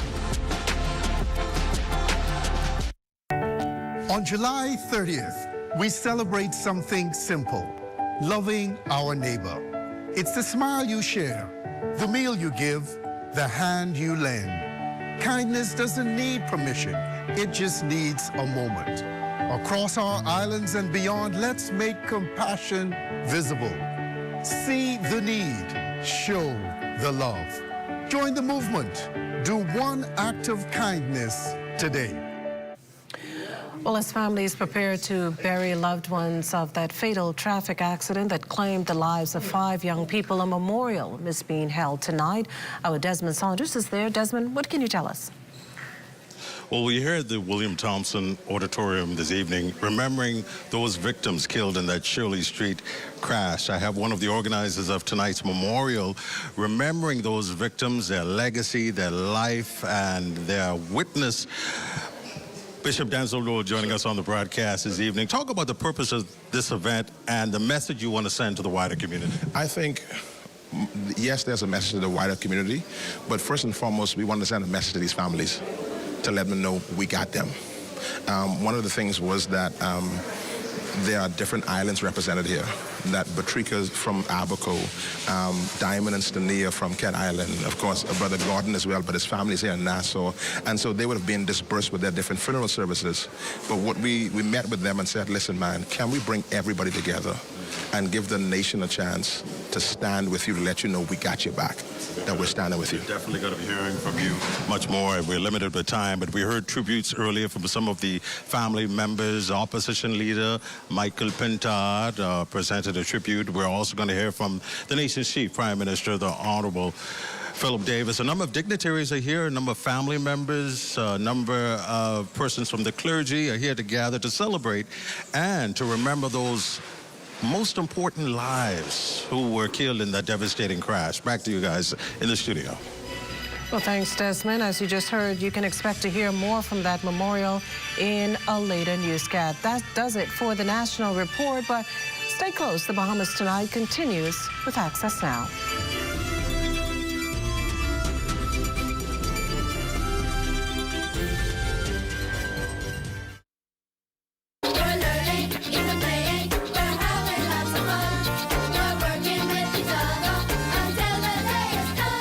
Over 450 BTVI graduates received degrees, diplomas, and certificates in an array of technical areas during the institution's New Providence commencement ceremony. Today, you receive more than a certificate or a diploma, you inherit a legacy. You become ambassadors of an institution that believes excellence is never accidental. It is intentional, it is earned, it is sustained through integrity, hard work, lifelong learning, and service to others. Parliamentary Secretary Senator the Honorable Keenan Johnson underscored the importance of technical education. I believe one of the most important things that we can do as a nation today is change the way we think about education. As the President indicated, far too long we have celebrated university degrees, while sometimes overlooking the value of technical and vocational education. Today's economy demands something different. The modern Bahamas needs skilled people, people who know how to solve problems. Commencement Speaker Mr. Candice Moss Moultrie delivered an inspiring address, encouraging the graduates to include God in their lives, remain humble, and embrace lifelong learning. Becoming a lifelong learner means never seeing graduation as the finish line, but as the starting point of continuous growth. It's choosing curiosity over complacency, embracing new skills as industries evolve, staying open to wisdom from experience and every person that you meet. For Ed Talk, I'm Jonalee McIntosh. For instant updates, be sure to follow the ministry's WhatsApp channel by scanning the QR code or follow any of our social media pages.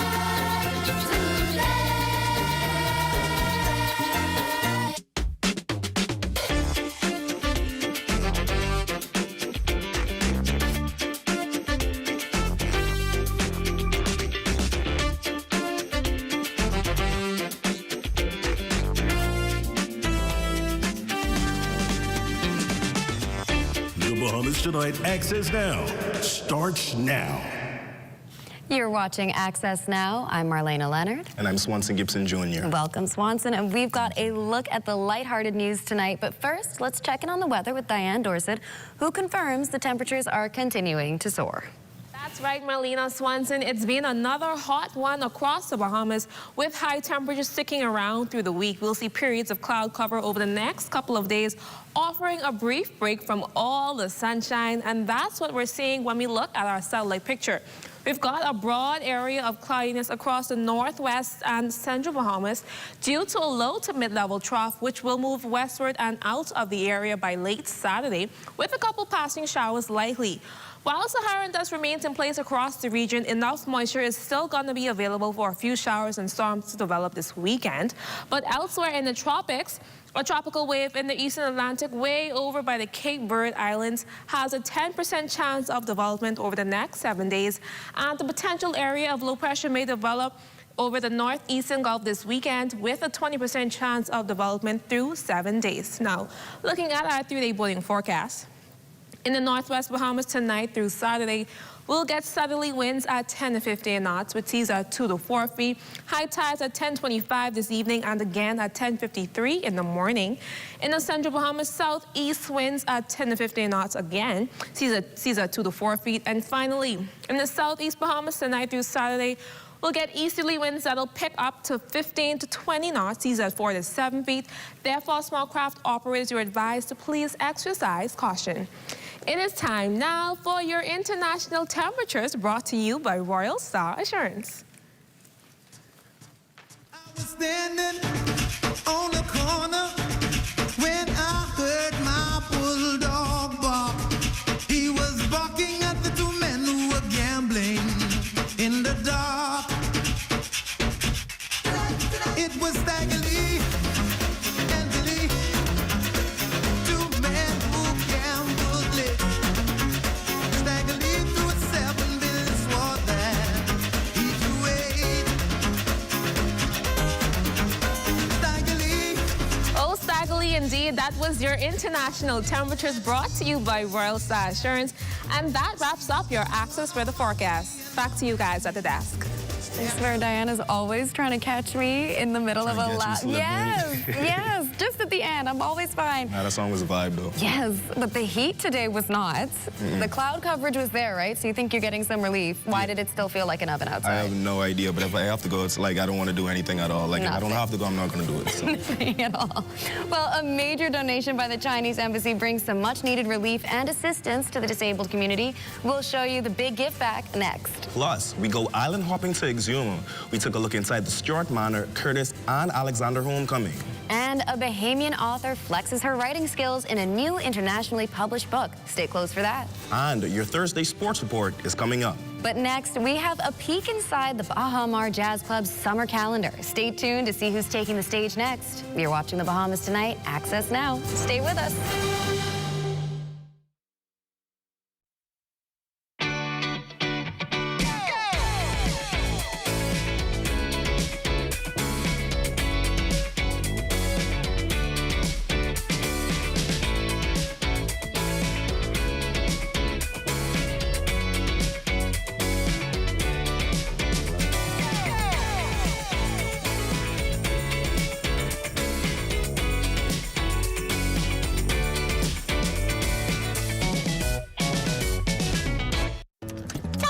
What you saying? Girl, right here, rushing to cash, J.S. Johnson. I gotta renew my insurance. Oh, I with JSJ too, but I don't wait in line. I just pay online. Stop it. How you do that? Just email info@jsjohnson.com and say, sign me up for an online service center. They'll reach out and hook you up. You ain't never got to stand in line again. Amen to that. Save time. Pay online. Sign up for J.S. Johnson's online service center today. Insurance, peace of mind.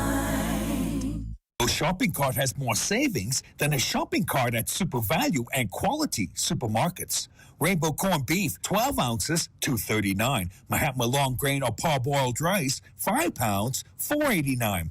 Whole chicken wings, $1.79 per pound. Sweet blueberries, 1 pint, $4.99. Fresh romaine hearts, 3-pack, $5.99. No ifs, ands, or buts about it. Smart shoppers shop the specials at Super Value and Quality Supermarkets. Of the news is brought to you by RBC Royal Bank. Your idea of getting there happens with RBC. Welcome back. Recently, the Baha Mar Jazz Club has been lighting up Nassau's nightlife with a concert series that has been the talk of the town.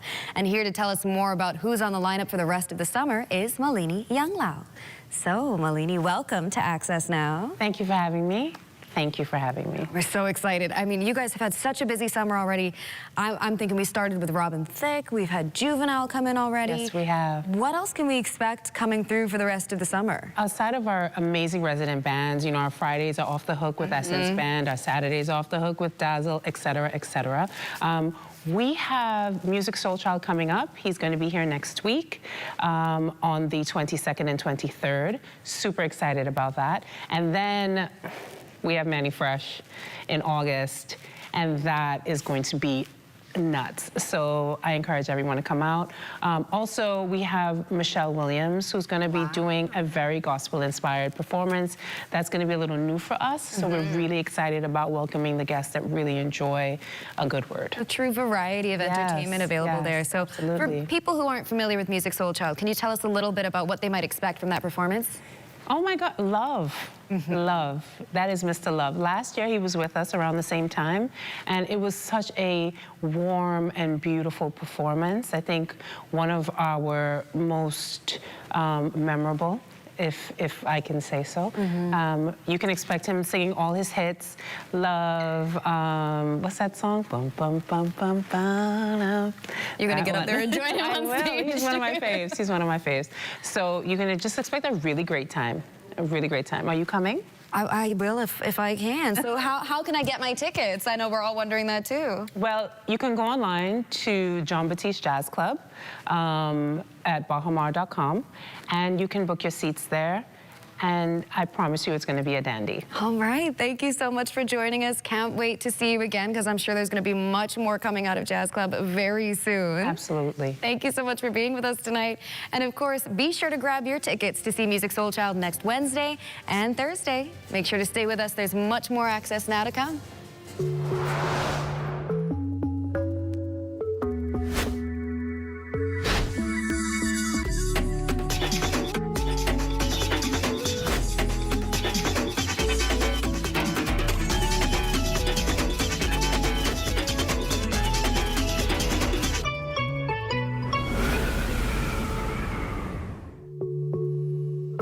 While we're here announcing the launch and rollout of BTC Air to enhance the opportunities in Eleuthera, we're also making an impact in the community.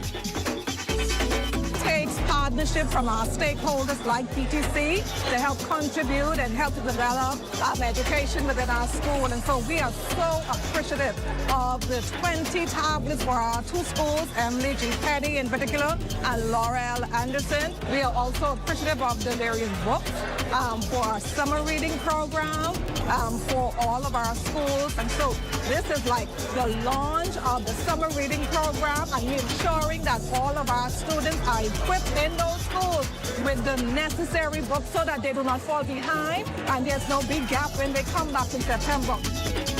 What a fantastic opportunity for us. As we do well as a company, we're also going to continue to do right by the community.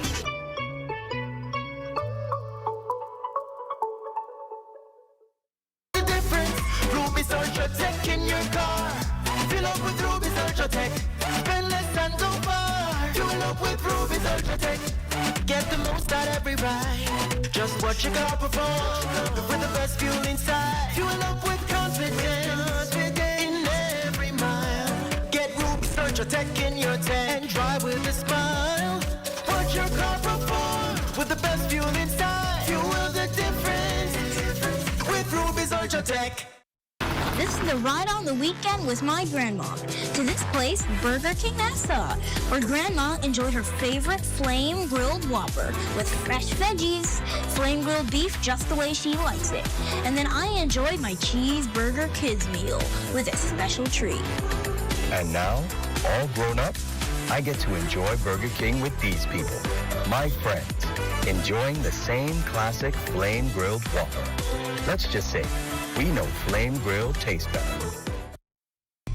Come and visit us at Shop Smart, 'cause everything is here. Yes, we have it all for you. Toys, clothing, office supplies, appliances, custom cut blinds, bedding, drapes, and rugs. Come and visit us on Mackey Street, 2 blocks down from Wolf Road. Call us at 698-1052. Shop Smart, Shop Smart, and Shop Smart. Oh, everything is here.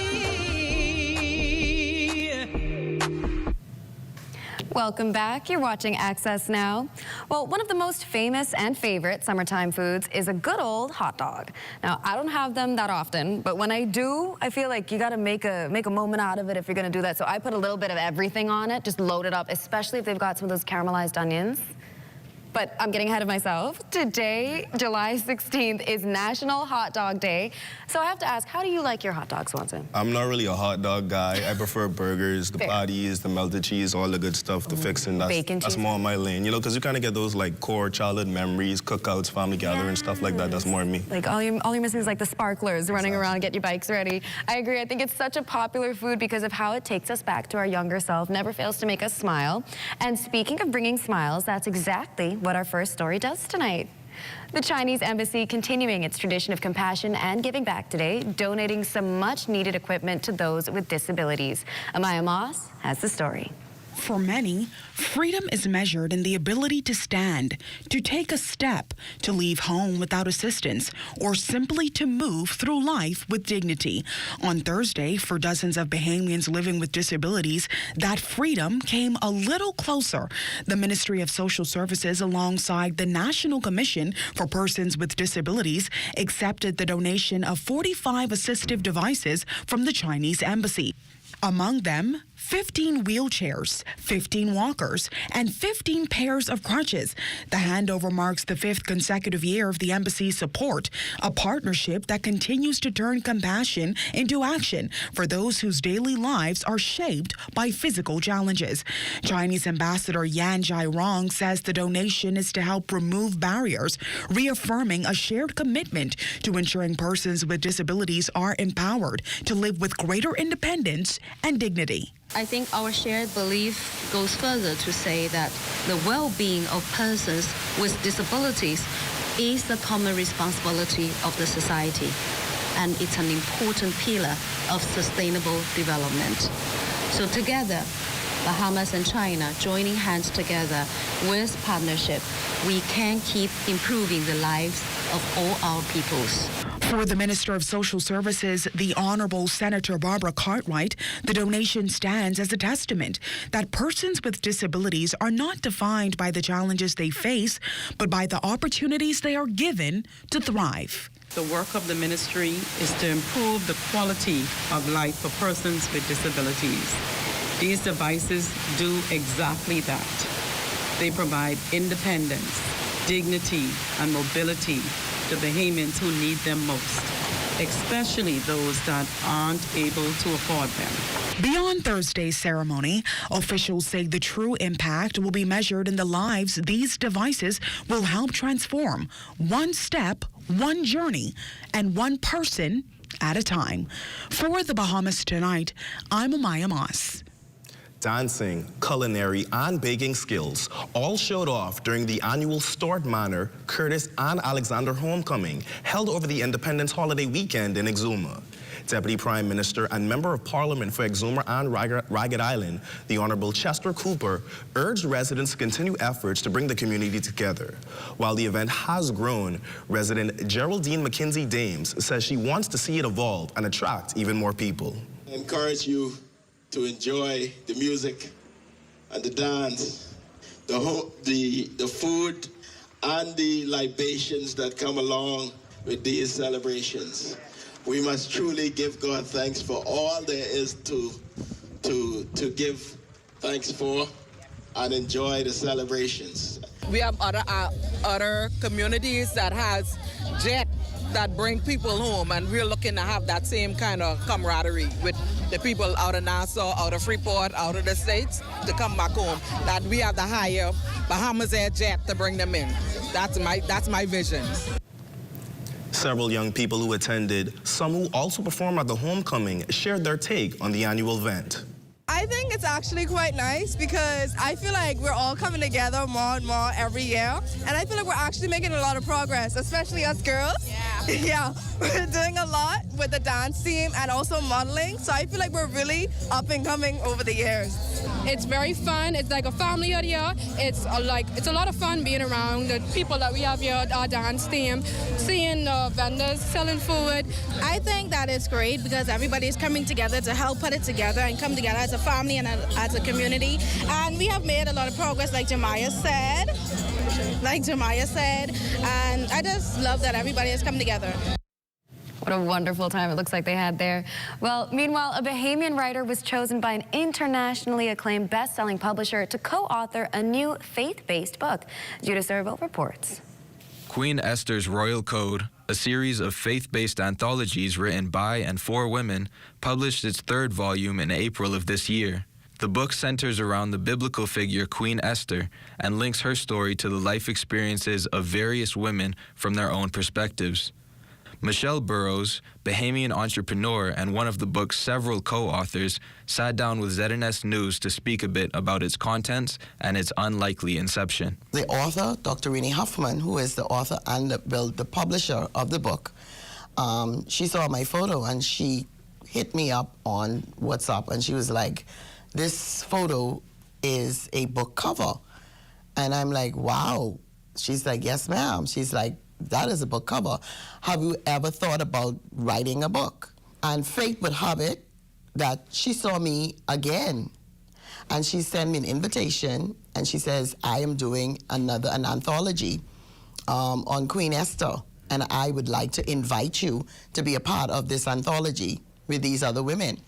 Burrows hopes that the book will serve as an inspiration to all of its readers. She believes that sharing her story will help to motivate women to persevere through hardship and difficulty, promising a powerful breakthrough at the end, so long as they continue with tenacity. We have a lot of women in society today, they don't speak about, things that happen with them. And when we get together as a group of women like myself and these other phenomenal women, and we share with them our life stories. Those interested in learning more about the anthology are in luck. Michelle Burrows is holding a book signing this weekend at Fusion Superplex, where she will be selling personal copies of Queen Esther's Royal Code, Volume 3. There is going to be a book signing on Sunday coming, the 19th, at Fusion Superplex, and that's where I will sign my personal signing in the books. Reporting for Access Now, I'm Judah Serville. Thanks so much, Judah. Well, stay with us. You're watching Access Now. There's much more coming after the break. So you're planning to weather the storm at home. You've bypassed all the shelters. Your preparation is complete, and so are your emergency kits. You're ready. But what happens if the storm changes direction and it's a direct hit? What's your evacuation plan? If you don't have one, make one. And remember, take into account the location of your house, whether it's near beaches, canals, or it sits in a flood-prone area, and be realistic about the evacuation plan. Plan what to take. In its simplest form, take only what you cannot afford to lose. Have a go bag ready and a discussion beforehand what bag contents should consist of, like toiletries, medication, change of clothing, and important documents in a waterproof folder. Take inventory of your home, pictures included. Make sure your vehicle has a full tank of gas. Decide your destination and the best route. If you can't get out, find safety in the highest level of your home. And as always, be sure to pay close attention to the ZNS network for weather updates. This season, be weather smart, weather safe. You're looking at a gorgeous sunset shot over the Arawak Key Port. That shot courtesy of Kyson Miller, and it's time now for sports.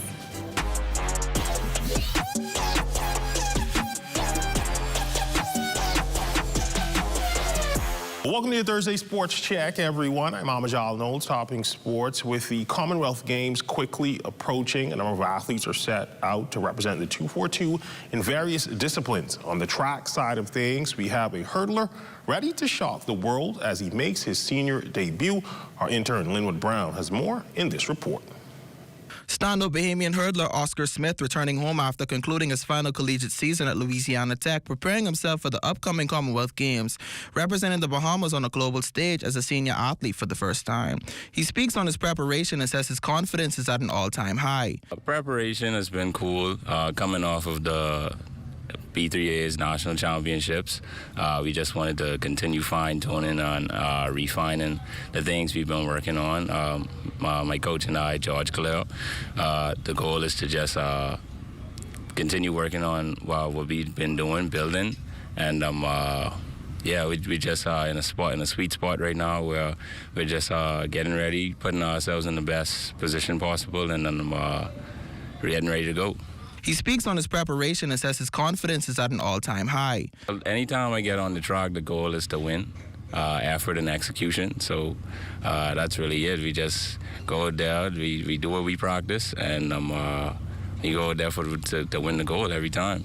So how do you... Being a standout athlete locally and internationally, Oscar has made the decision to transition from amateur to pro status. He proceeds to share his insight on the difficulty and the process behind making that change. It's going to be a great task.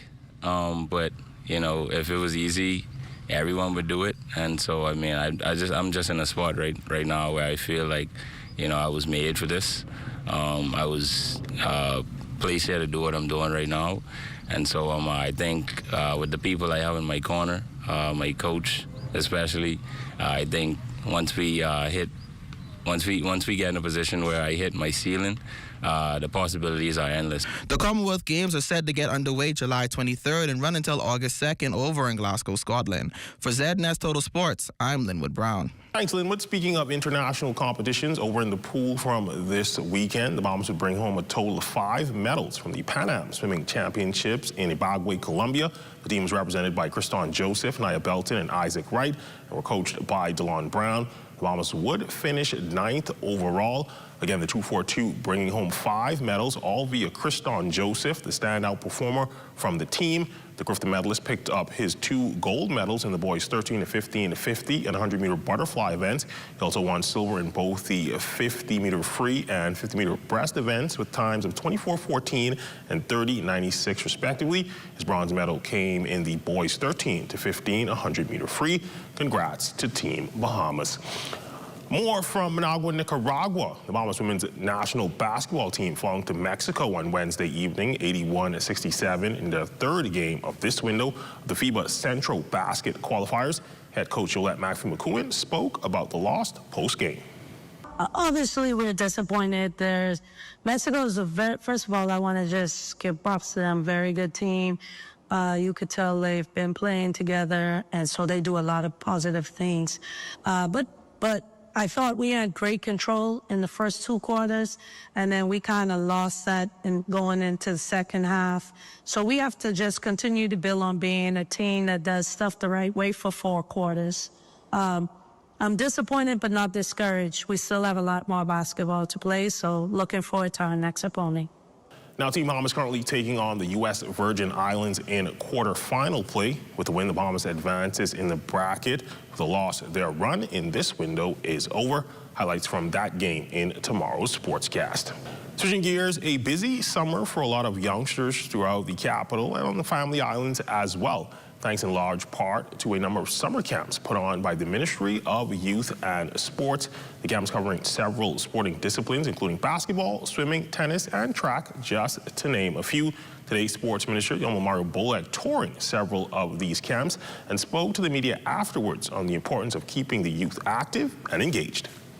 One thing we understand that sports teaches discipline and character. And we believe in all of our camps, when they have an opportunity to learn the skills and advance, or enhance, I should say, their skill set, it gives them an opportunity to also have a chance to get tertiary education. And so we want to provide every opportunity we can for these young people to use sport as a vehicle to give them a second chance in life. Finally, on a somber note, family and friends gathered at the Boole Sporting Complex on Wednesday night to pay their respects to softball player and all-around sports official Crystal Taylor Finley, who passed away last month. Several of her former colleagues and teammates spoke about their fondest memories. As Crystal worked everywhere she was asked to. As a matter of fact, she volunteered to work wherever there was a need. And my memories of Crystal is exactly that. She was always willing to help wherever she was asked, and she would go without grumbling or murmuring. As a matter of fact, she would drag people behind her. Well, my fondest memories of Crystal was that Crystal was a player that always was committed and loving the game of softball. She loved the game of softball so much that she decided to be an umpire. Well, yes, it is a very sad time, but she left a lot of memories with this team. She was our fire starter, our mouthpiece, and most of all, she encouraged the girls to play the game to the best of their ability. And that's been Look at Your Sports on this Thursday. I'm Amajal Knowles, signing out until tomorrow.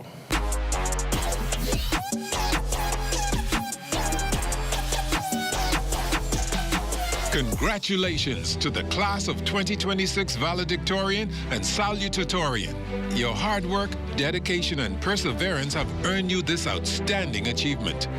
As you begin this exciting new chapter, may your future be filled with continued success and limitless opportunities. Our sponsors salute academic excellence and proudly join in celebrating your remarkable achievement.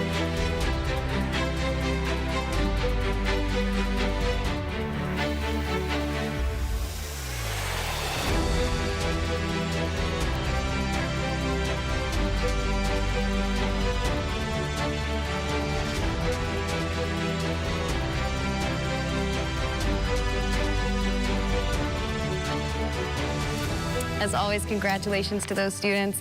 Well, that does it for Access Now, but Swanson, how was this for your first go? It was amazing. You know, my heart's in sports, but I never shy away from a challenge, and, you know, breaking new ground in this space is amazing. Okay, well... Pleasure goes for coasting with you.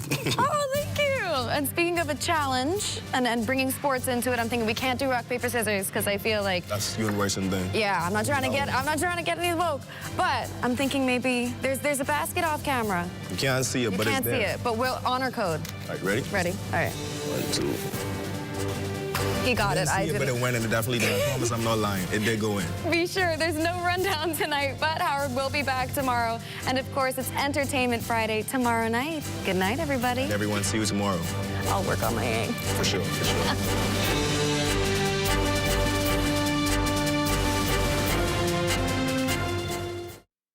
On the streets, Basketball Classic 2026 is here. Don't miss our family night. Sunday, July 19th from 4 p.m. Featuring our championship game. Pastors versus politicians. Plus the Joey Slam Down contest. And the Mr. Ship It 3-point shootout. Bring the family. Lots of prizes like big screen TV, round trip tickets, weekend stays, and more. Sunday, July 19th at the Secondal I-6 Gymnasium. At Rusty Bethel Drive, I'm Paisol Forbes. This is ZNS.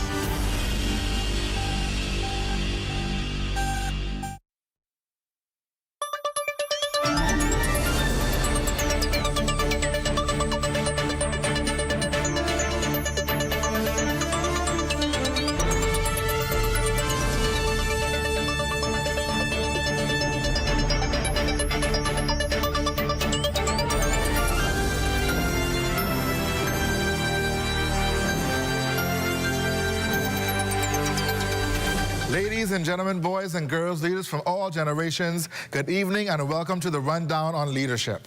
I'm your host, Ahmad Shah Thompson, and I'm looking forward to running it down with you tonight. As you know, this is the place you come to be empowered, enlightened, and equipped to lead better every week. Our goal is straightforward yet profound. We strive to move the leadership conversation forward at local, regional, and global levels, enabling leaders around the world to reach their fullest potential. As always, we begin with sincere gratitude. Thank you for allowing us into your homes week after week. Your loyal support and engagement continue to encourage us and remind us why these conversations are so very important. We know you could be anywhere on a Thursday evening, but week after week you choose to run it down with us, and we are grateful. Tonight, I'd like to begin with a very simple question. Not about your title, not about your performance, not even about your success, but about you. How you all doing, man? How things? Everything all right? I know that life has been lifing recently, and things have been things and recently, and people have been peopling recently, man. I know that things are not going all the way you would want them to go, right? And leadership has a way of teaching us how to show up for someone else, for everybody else, while quietly disconnecting us from ourselves. We learn how to push through, how to deliver, how to carry, and over time, we start calling that resilience. But is it really resilience though? Or is it simply survival with a smile? Because true resilience is not just about how much you can endure. It's about how well you can remain whole while you endure. You've heard of IQ, your intelligent quotient. You've heard about EQ, your emotional intelligence. But tonight I want to introduce you to something else, your RQ, your resilience quotient. How do you respond when life doesn't go according to plan? How do you bounce back when the unspeakable happens, when the loss is real, when the failure is public, when the disappointment cuts deeper than expected? What does resilience look like then? Because anyone can lead when things are working. Anyone can show up when the path is clear. But leadership reveals itself in disruption, in uncertainty, in moments where you have to decide, will I break? Will I pretend? Or will I rebuild with intention? Because real resilience is not automatic. It is not accidental. It's developed. It's built in the quiet decisions you make when no one is applauding you. It's built in the moments where you choose to confront what's hard instead of avoiding it. It's built when you decide that what happened to you will not define how you lead moving forward. And for many leaders, especially those carrying significant responsibility, that kind of resilience is not taught. It's discovered, often in moments of pressure, transition, and truth. The truth is, for many leaders, resilience has been defined as endurance. Push through, hold it together, keep going no matter what it costs. But what if the decision is incomplete? What if resilience isn't just about surviving pressure? What if it's about having the awareness to pause, the courage to confront what's no longer working, and the discipline to reposition your life and leadership with intention? You see, some of the strongest people you know are also the most tired people you know. Not because they're weak, but because they've been strong for too long, in all the wrong ways. They've learned how to function, but not how to feel. They've learned how to lead others, but not how to check in with themselves. They've learned how to produce results, but not how to process the weight that comes with it. And over time, that kind of strength becomes performative and unsustainable.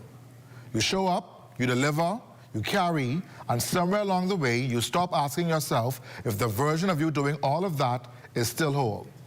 Because the truth is, leadership has a way of rewarding what looks strong, even when it's slowly breaking you behind the scenes. It will applaud your output while ignoring your exhaustion. It will celebrate your consistency, but never question the cost. And if you're not careful, you can build a life and a leadership identity around surviving instead of truly living and leading well. So many leaders are walking around surviving and not thriving, believing that it's okay to feel like you're drowning in the name of leadership. But tonight, we challenge that idea, because resilience is not about pretending to be unbreakable. It's about becoming aware enough, honest enough, and bold enough to lead from a place of truth and vulnerability. Tonight, we're talking about resilience in leadership, and our guest tonight is the leader who has made that decision. She doesn't just talk about resilience, she's examined it. She's questioned it, and most importantly, she's redefined it. Running it down with me tonight is Miss Glennette Fowler. Glennette is a nationally recognized Bahamian entrepreneur with a leadership spanning logistics, maritime services, and construction. She has built one of the Bahamas' leading logistics project support companies, serving major national and international partners across maritime and infrastructure sectors.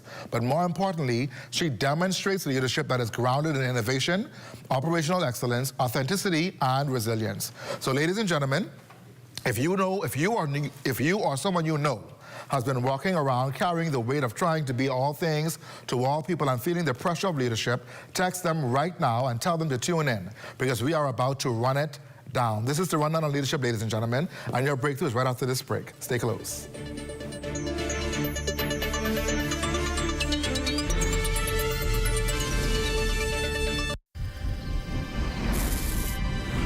In 2010, a grant helped Bahamas striping group of companies get started.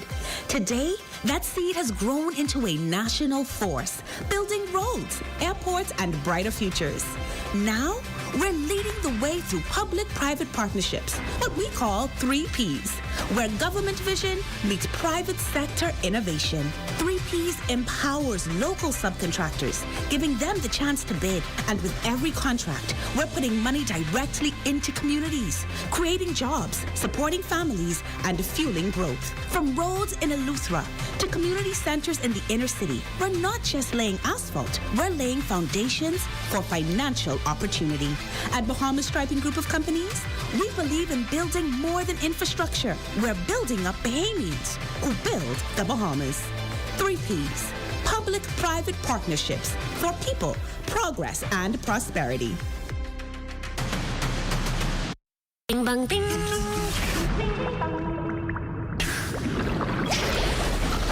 Bing bang bing. Ding ding dong. Bang bang bang. Bing bang bing. Bing bang bing. Ding ding dong. Bang bang bang. Bing bang bing. Bing bang bing.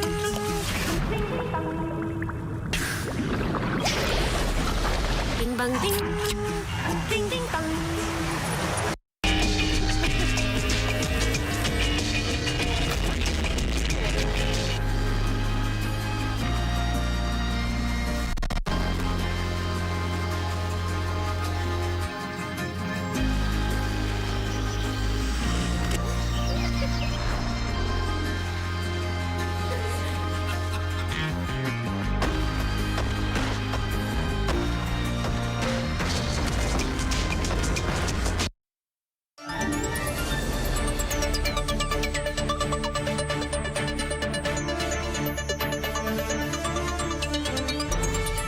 Welcome back, everyone. If you're just joining us tonight, my guest is Glennette Fowler, founder and president of Falco Maritime and Project Services. Glennette, welcome to the show, and thank you so much for coming to join us tonight.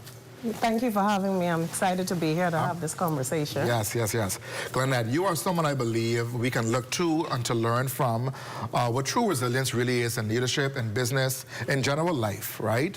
What it really means, your authenticity, your bravery, your radical honesty, I call it, and vulnerability about your journey continues to inspire thousands around the world and in our country specifically.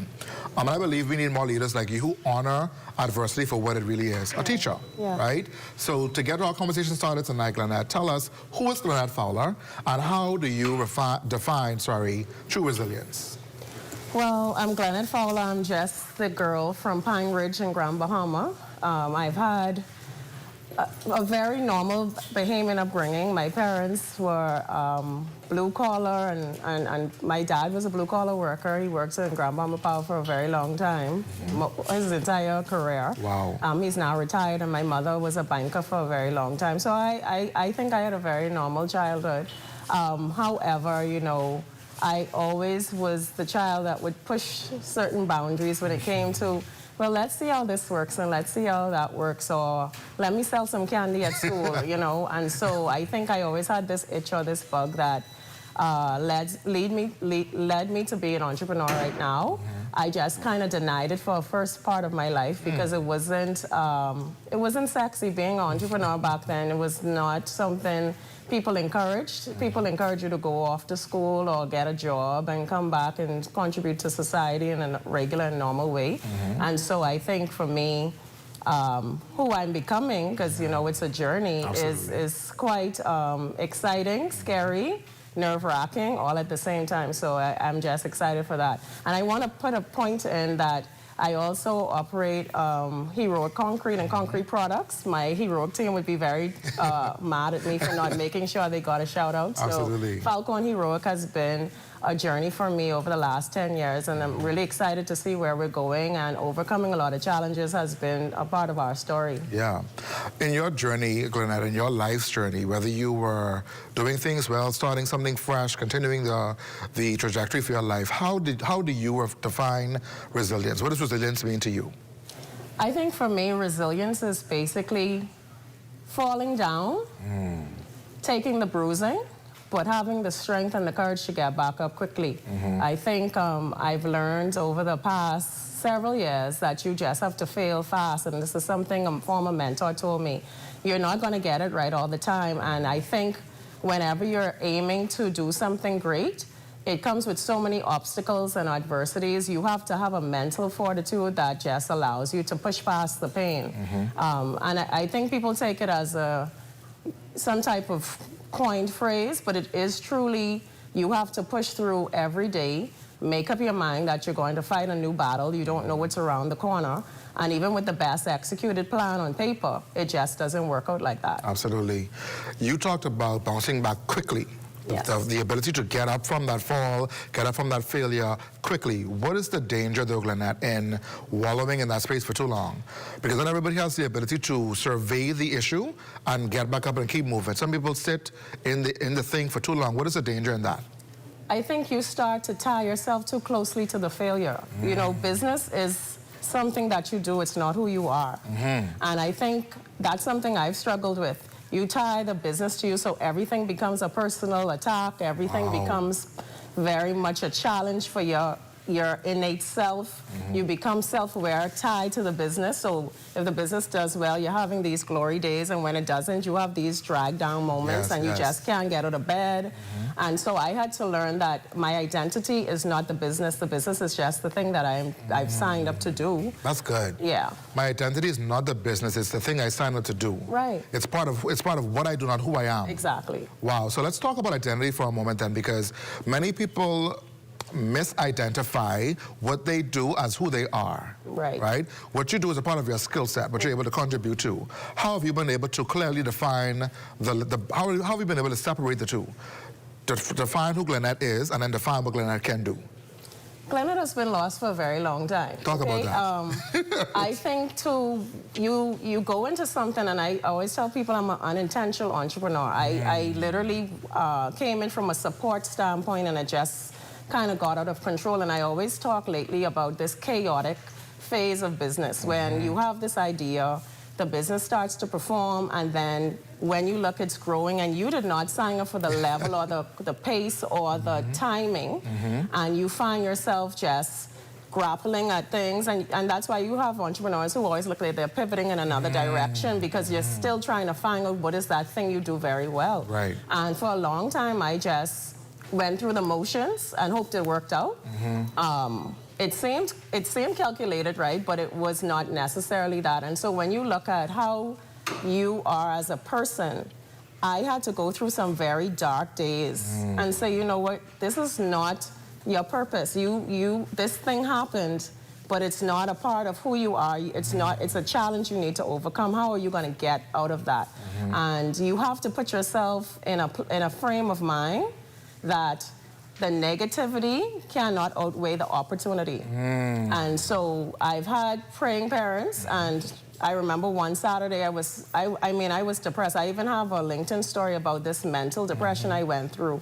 And my mother, I don't know why, she called me this Saturday, and she just prayed, and I remember saying, Glenette, this is not who you are. Wow. This is just a part of what has happened. And I made my mind up that I needed to get support and help even in my business, and that's what I did. When you think about the conversation with yourself, yes, because it's one thing to have mommy praying and sister calling and brother checking in, but the conversation with yourself that says, listen, man, come up, let's come out of this. How hard is it to have the conversation, but then also not just to have it, but to listen to it and then act from it? One thing I always tell people, we try to be these superheroes in business. We always have to look on point. We always have to sound on point. We always have to feel like we have it together. When people ask us how things going, they're going great. Everything good, all is well, all is well. You know, business good. Yes. The denial is real. And it's because we have been conditioned to not look like a failure. Yes, ma'am. It's cultural. It's trying to belong to a group, and people don't give you an easy ride. From the minute you sell someone, you have a business, you have all kind of money. So you have to portray this behavior that aligns with that, right? And I think if we start to, as business owners, business leaders, to have real dialogue surrounding what happens when something goes wrong, how do we come out of that? And that's what you're asking. Yes. I had to make up my mind that I was coming out of something. There's nothing, the prayer was there, the support was there, but your mental your mental state has to shift. Yes, yes, yes. And you have to say, I am more than this. I can overcome this. Let me think through this. And that's what's going to happen. And it doesn't happen overnight. Yes, we talk about failing fast. But it's the transitionary steps you take following that which is going to turn, if that's the path, right? Yes, yes. And I think we have to be okay. I've had businesses that failed. The idea didn't work out. But I had to move forward, you know. And if you just sit there and stay there, you'll have that concept of, you know, those persons who have those old stories. I remember when I used to do this and do that, and it's just a story, but it did not change your trajectory. Your legacy is not changing, and that's what we have to focus on. That's a good point, because you can go through the thing, you can see the lesson, not necessarily learn from the lesson or apply the lesson, and then you end up not changing the behavior. Correct. How important is the behavioral change after the thing that you've been able to power through? You have to hold yourself accountable, right? So change is what you call it. Yeah. We all have different paths, and I think sometimes we look at someone else's path and feel like, well, that's the path I need to follow. I think, especially in a position as a founder, you have to first identify who you are and live with that. You can't be anyone else. Come on. You can't follow anyone else's lines. You can get encouragement, you could read a story, you could read a book, you could listen to a podcast, but ultimately you have to get up and get something done. And I think accountability is definitely what sometimes is missing, especially as leaders. If you don't have something to hold you accountable, some form of accountability, it's just not going to work out. And I can tell you, accountability is the most uncomfortable part of the journey. Absolutely. Yeah. Especially self-accountability. I'm a radical believer in radical personal accountability and radical personal responsibility. You can't blame me for where you find yourself today. Right. You may try as hard as you can, or if the government did, if she did that, and he did that, what you can do for yourself. Exactly. Right? The Bible puts it this way, Lynette. It says in in James chapter 1, verse 12, blessed is the man who perseveres through trials, for his is the crown of life. And the first time God took me to that pastor, I was like, man, so why can't I just be blessed for getting to the trial? Right. Why can't I get to it and give it to you? But blessed is the man who perseveres through the trial. And I think that's the hardest part of being and demonstrating resilient, right? Being able to look at that problem, realize that there's a problem first of all, and then working through it to get on the other side to change the behavior. But when did you realize that pushing through it wasn't the same as leading well? Like they're not the same thing. I could be having a hard time and still be expected to lead well, but when did you realize that pushing through required more internal work versus external facade? I think right now, I mean, when I look at where the company, this is 10 years in the making, right? And so I had to take a step back and say, okay, this business has outgrown where you've even worked. Like I've exceeded what I've ever experienced. I'm learning like fresh experience, right? So I made a decision to go back to school to do a CEO diploma program. I never imagined that I would be running the size institution or business I'm running today. I also looked at how do I bring persons in who are smarter than me, more equipped than me, to help support the vision of the organization. In my case, I have investors. I have persons who have believed in my vision and said, we will fund you. I have an obligation to them. Absolutely. I have an obligation to my team by saying, listen, what was happening 2-3 years ago can't happen this year, can't happen moving forward, because now we're shifting. Absolutely. And I think we can't make decisions to change, move forward, and accept that because we want to stay with the status quo. We want to stay what's in a comfortable place. Growth doesn't happen in comfort, and we know that, right? But we still look for this comfortable feeling. I am uncomfortable every day. Yes. You know, I have to stretch. And in order to play in the arena of called the Bahamas, you definitely cannot be shy about stretching. Yeah. Now, you're talking about a concept, Glenette, that many leaders will never, ever embrace. This idea of having people around you that are sharper than you, smarter than you, more equipped than you. So many leaders are walking around, Glenette, insecure. If I let you get any close to my little bit of brilliance, you can take my job. Right. You're saying to them, that's not the way to actually grow. Yes. When you have people around you that can challenge you and say, well, wait a minute, have you considered, did you think about, you're talking about a different prescription to leadership. Having people around you that can sharpen you, that can challenge you, that can stretch you. Right. That's foreign in leadership even today. As evolved as we are as a world, as a nation, as industries, we still find people who are hoarding information, hoarding experiences, and trying to keep those around them who they can control. Right. I hope you see where we're taking this conversation tonight. So far, we're talking about the real story behind resilient leadership, how you navigate, how you push through, how you really engage the thought of the construct of resilient leadership. I want you to stay close, because as we continue this conversation when we get back, we're going to go further into the conversation around resilience, but also as a woman, how are things different for you as you lead these very male-dominated industries and looking the way you look, doing it the way you're doing it for 10 years in a row. We're going to continue our conversation. We encourage you to stay close. The breakthrough continues after the break.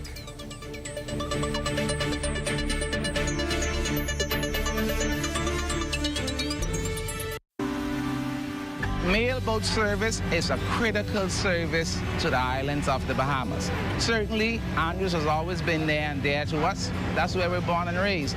And so we play a crucial role in advancing the growth and development of Andrews. Customers want service and they want consistency. From the start, that's been our commitment. We work to sail on time every time. Our customers have come now to expect this from us. And one of the biggest challenges we've had was finding adequate funding. SPDC from the very start has been a lifesaver. My advice to young people, if you have a vision, a passion, an idea, go for it. Don't give up. It's not easy. If it was, everybody would be doing it. Be consistent and you'll get there.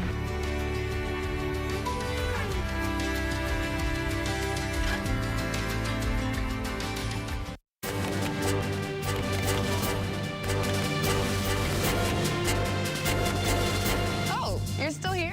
But of course you are. But be sure to tune in every weekday at 7:30 p.m. for the Bahamas Tonight Access Now, Where we bring you the brighter side of news.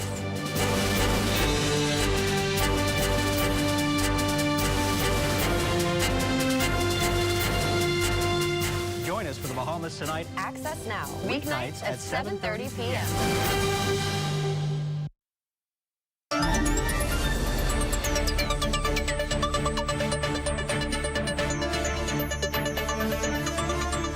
Welcome back, everyone. If you're just joining me tonight, our guest is Glennette Fowler, and we're talking about resilience and leadership.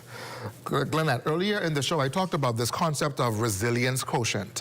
What would you say in your mind separates the person who is highly resilience intelligent, who has high resilience intelligence, versus the person who finds it hard to bounce back and regroup after a setback? What is the one thing that separates them?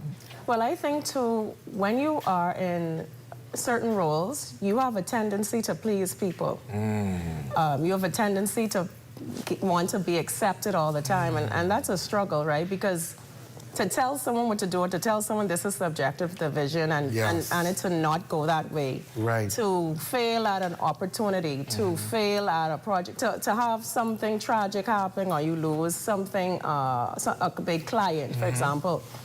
The recovery sometimes is very hard, and you just don't know where to turn. And I think for you to push past that, you have to have a mindset that I am not going to let anyone detract me from where I'm focusing my energy.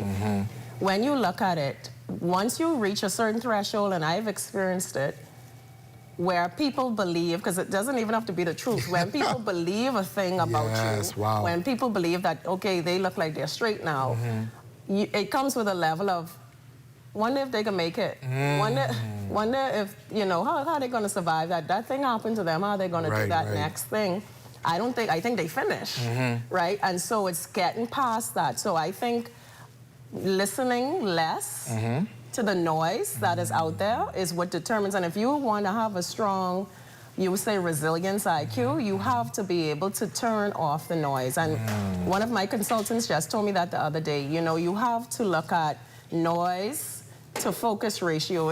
You have to focus on what you have to focus on, right? That's good. And because we are so, I must make it every time I step outside, everything must work out all the time, you get depressed, you get downtrodden, you get embarrassed, and you just don't come out of that shell. So for you to really have a strong IQ in that area, you have to be less of concern about what's happening from the noise and be more focused on how am I going to make an impact? What have I really set out to do? Yes.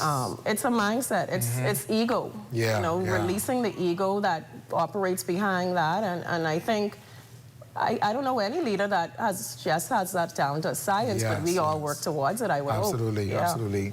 Let's talk a minute about the people who believe that they have to be.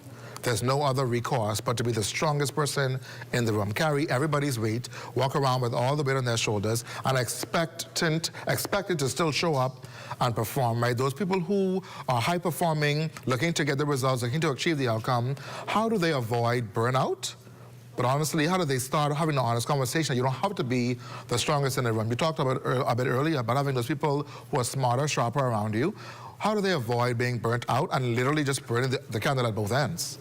You know, for me, it's going to come a day once your business is growing, and even if if you want your business to stay a smaller business, even if you are in a C-suite or up-and-coming leader, we will all face that same challenge. Yes. What has to happen is we have to be constant learners.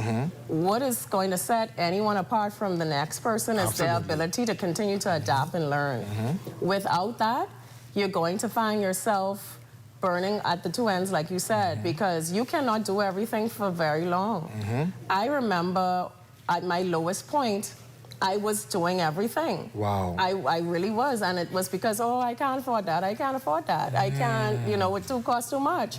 Oh, these people ain't doing it the way I want it done. Right. Or this is not the way I want it done. And so you become very self-centered, self-righteous even, and that's not the way the business is going to work. So by me stepping away from working on my operation day to day and really focusing on strategy and moving the needle in the company, looking at how we can repurpose the business, looking at how we can sharpen our commercial units, working with consultants and bringing in stronger support.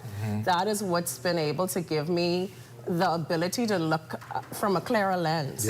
You become so clouded that you wind up burning out. And it's natural, you know, even when you train your body as an athlete, at some point you have to have recovery, and we don't get recovery time. So I think you really have to plan that out. When am I going to raise my hand up and say, I surrender, I need some help, I need some support.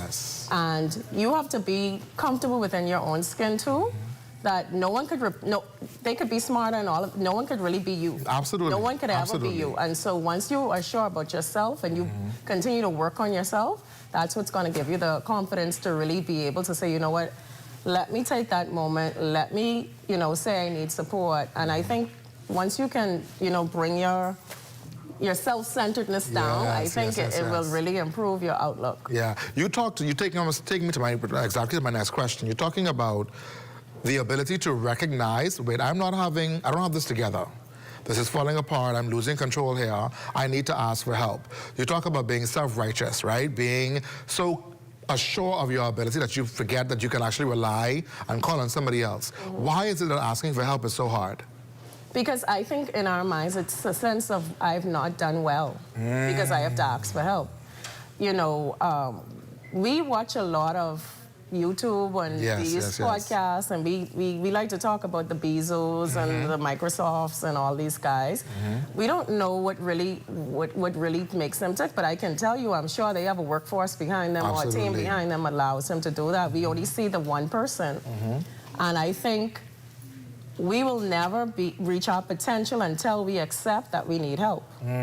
Your business, your career, you have to develop and you have to hone in your skills, and I think that's what's going to separate those who are really successful. And like I said, success does not look like how we think, like the sharpest car or the biggest house or whatever. I think it's learning to find a way to enjoy what you do on a regular basis, even when it's hard, and to be able to pull others along.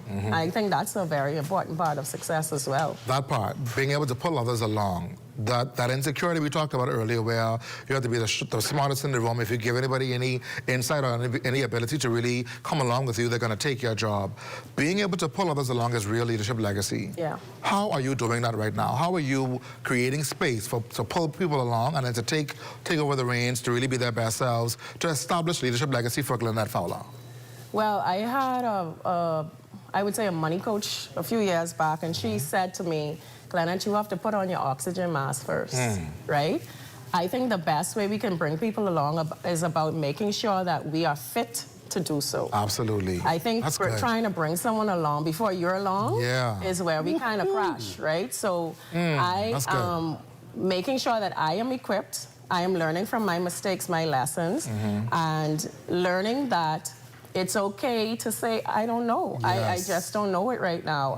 And that's been a big help. But also, for me, I'm passionate about seeing other women rise to the occasion. And so I've been really focusing on curating a place where women can reach out to me. I get a lot of support from women. You know, we like to talk about women don't support each other, but I do feel like I've been able to have a level of support from other women.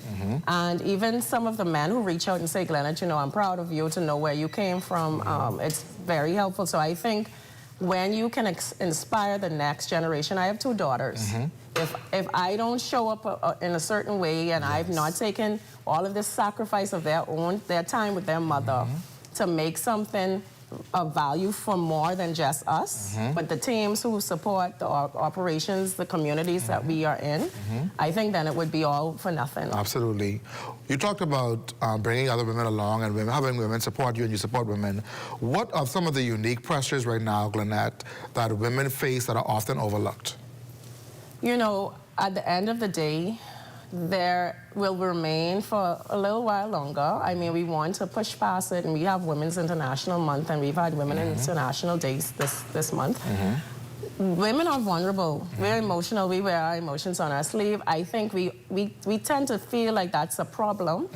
I value so much the fact that I have good advisory around me now, because I have an older person from business, you know, went in the business world, and they said to me, women have been the backbone of most organizations that have succeeded. Forever. Right? And our passion and our vulnerability is what drives us. I know for me, that's what's driven me. That's what keeps me going. That's what has helped me raise capital for the business. That's what has helped me empower my dreams and my vision for the organization. Women need to embrace that. I think sometimes we try to be a man. Like, you know, there have been times I've shown up to meeting, they're expecting some strong, buff someone to show up, and I'm like, no, I'm the lady with the concrete plan, right? But it's about knowing your stuff. I always talk about that, being well-equipped, being informed, and showing up prepared. That's what's going to set you apart. And I think our vulnerability is a superpower when it's used in the right way. Absolutely. And having measured and that emotional intelligence is why we have been seeing women rise, because we're able to read the room, we're able to discern, we're able to be very meticulous in our efforts, because we have to work 3 times as hard still today, and I can tell you that. We do still have to work hard, and we could deny that all we want. The opportunities that a man can get just by meeting someone on a golf course is different from how I can get an opportunity, because I literally have to find them, I literally have to pitch, I literally have to, you know, make the appointment. And so it just changes the dynamic. But women, we're powerful, but we have to embrace that, but we have to still respect the men in the room too. Absolutely. What do you think is the biggest lesson men should learn from women right now? It's 2026, you must say 2036, time going so fast. What should men be learning from women and then applying after they've learned it? I think they should look at us in the business space as business partners. I think we have been in the shadows for a long time, and now we're starting to climb up. And you hear men say sometimes, like, oh, women passing men down. It's because that's the narrative that you have allowed, because women are working harder. When I say it's not to say men aren't, but women are literally going back to school, raising families, doing all of these extra things while having a career. Whereas that's not the world that men have to live in normally. You have men who can just have the experience and that's enough, and then you have women who have to have 7 or 6 degrees to just get the same thing. So I think I would say to men, embrace us as business partners, give us the same equal opportunities, put us to the table, put us on the boards, you know, and that's what's going to make the shift. And where you would have some companies that are well and balanced. I think Nassau Cruiseport is one of those companies I recently found out that has 50-50 ratio of men and women, and I think that's amazing. Glenette, I want you to answer this question. How do people who seem to have it together and everybody can rely on, how do they create boundaries? Because when you're the one that can always get at them, and no matter what you do, it is done well, people take advantage of that. They take it for granted. How does that person, male or female, set a clear boundary that they're not going to be taken advantage of even though they are overproducer or produce really well? The reality is you have to be upfront. I think we have a lot of passive-aggressive leadership. So we want to be in the C-suite or we want to be in the boardroom or however. And so we take on responsibilities or we volunteer for responsibilities because we know it's going to put us in the space. But at the end of the day, we're not happy with that decision. I think we need to be able to have very pointed questions. You know, what is the KPI for this? Why? What are we trying to achieve together? I believe if we work more as in a unit. So sometimes you have ideas, and because you may feel like it's not going to be received, you just create this environment where, oh, Mark can get it done. Just keep giving it to him. Just keep giving it to him. But I think we need to learn how to have conversations, and when conversations are difficult, learn how to write. I think sometimes we are intimidated by people, or we are, you know, desensitized by the environment we are in. But we have to learn how to do things respectfully. I think one of the reasons we can't have conversation is because we always have to be aggressive in our conversation. But I think if we learn how to have respectful conversations, you know, sometimes it's out of the office. You say, you know, let's have a lunch, let's talk about this. This is something I'm not a fan of. I think this is not, you know, what I signed up for. This does not align with where I'm going. That's the conversations we need to have. And we also have to not be afraid of the consequences of conversations. So you can have a conversation, and you can do it with all the tact in the world, but be aware that consequences come, whether positive or negative, and prepare mentally for that. Indeed. Do you think that transparency has a place in leadership? Transparency? Yeah. I think it has a double-edged sword, right? You over-explain, I would say you be overly transparent, and it can backfire. You don't be transparent enough, it has worse consequences because lack of communication leads to discomfort.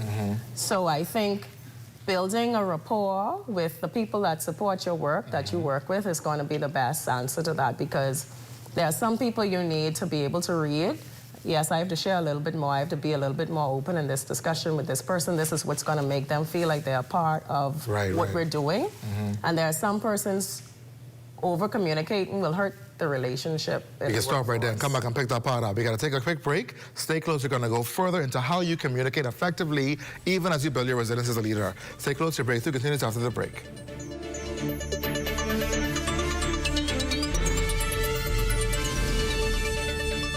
Tune in to the program, Living by Faith, with Bishop Valentino Williams of Life Changes Ministries International. Sundays at 5:30 p.m. on ZNS TV station. Prepare to be inspired, impacted, empowered, and transformed. Remember, the just shall live by faith. This prophet here is not for sale. This prophet here come to declare what thus saith the Lord. Behind every strong economy is a bold entrepreneur, and we're here to support them, island by island. On Grand Bahama, we've helped 486 entrepreneurs turn their dreams into thriving businesses. Through over $14.4 million in approved funding, the SBDC is strengthening Grand Bahama's economy by investing in its leading sectors: food and beverage, tourism, and fishing. Every business we support strengthens the economy, starting with yours. SBDC Bahamas. Planning the execution of a newscast is serious business. From the assignment to the concept of the story, everything has to be precise, on point, always. The Bahamas Tonight, the national report, is your trusted news service. We get it right the first time. Our preparation for you each night is done with care, knowing that our voices will reach you on 700 islands and keys with unquestionable accuracy. It gives me great pleasure each night to say, welcome to the Bahamas Tonight, the national report. I'm your national anchor, Mukesh Lapinder.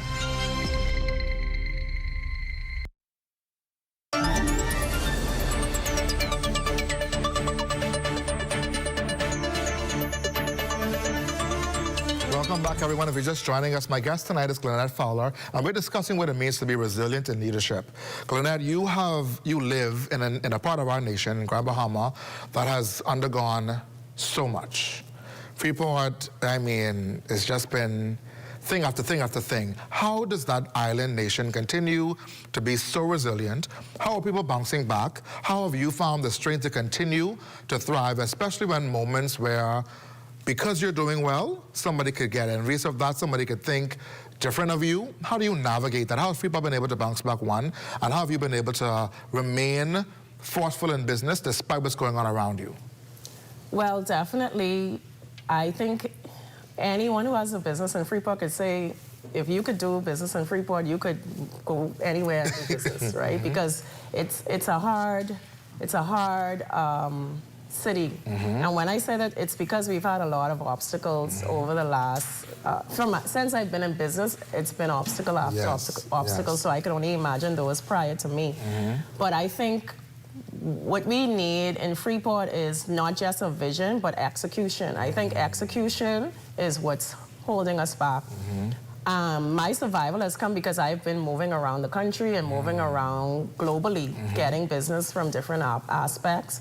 And trust me, I always tell people, preparing to do well is subjective, right? Yes, absolutely. Because you can have very strong years and you could have years where you have to really squeeze the last drop out of the bucket. And so I think it's just always retooling, repositioning, and I think we have to stop looking at the Bahamas as an individual island, right? We have to look at the Bahamas as business owners. Where are the opportunities in the Bahamas? How do we embrace doing business across the Bahamas? And so that is what's helped me to maintain Freeport.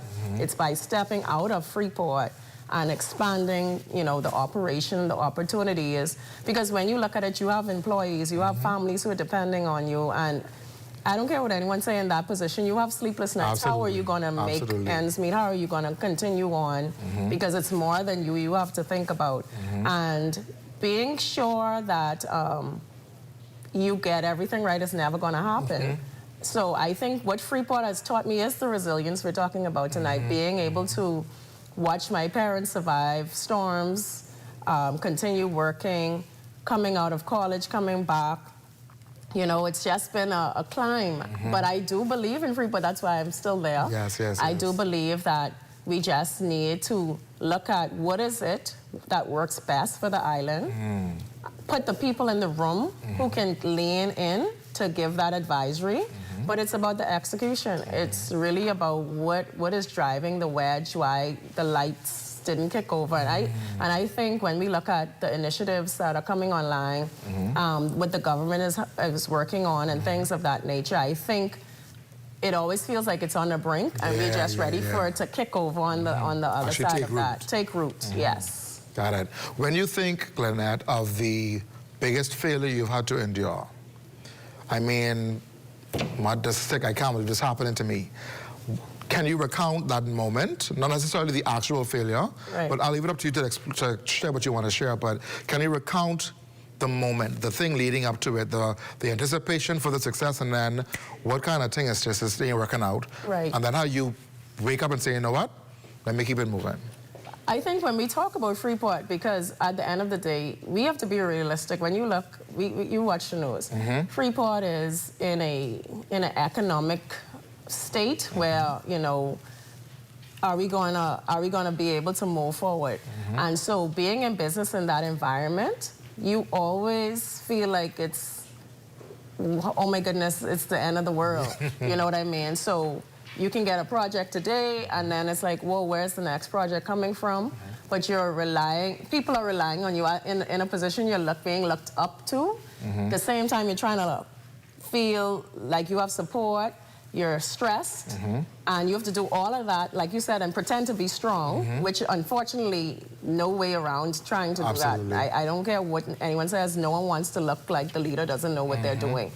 But having the real conversations, and I think one of my most pivotal moments, just going even beyond that, was when I got a contract but I had no way to fund the contract. Wow. And I told this story recently about how I gave up 4,999 of my 5,000 shares so that I can get a job.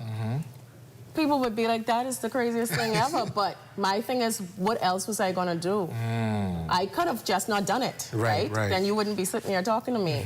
So by me doing that, I was able to open doors for other people. I was able to open up a bigger operation for persons to be employed. I was able to make sacrifices that I think will pay off in the long run. Absolutely. But you have to come out of living in fear. And that's what I did for a long, long time. I lived in fear. I lived in denial.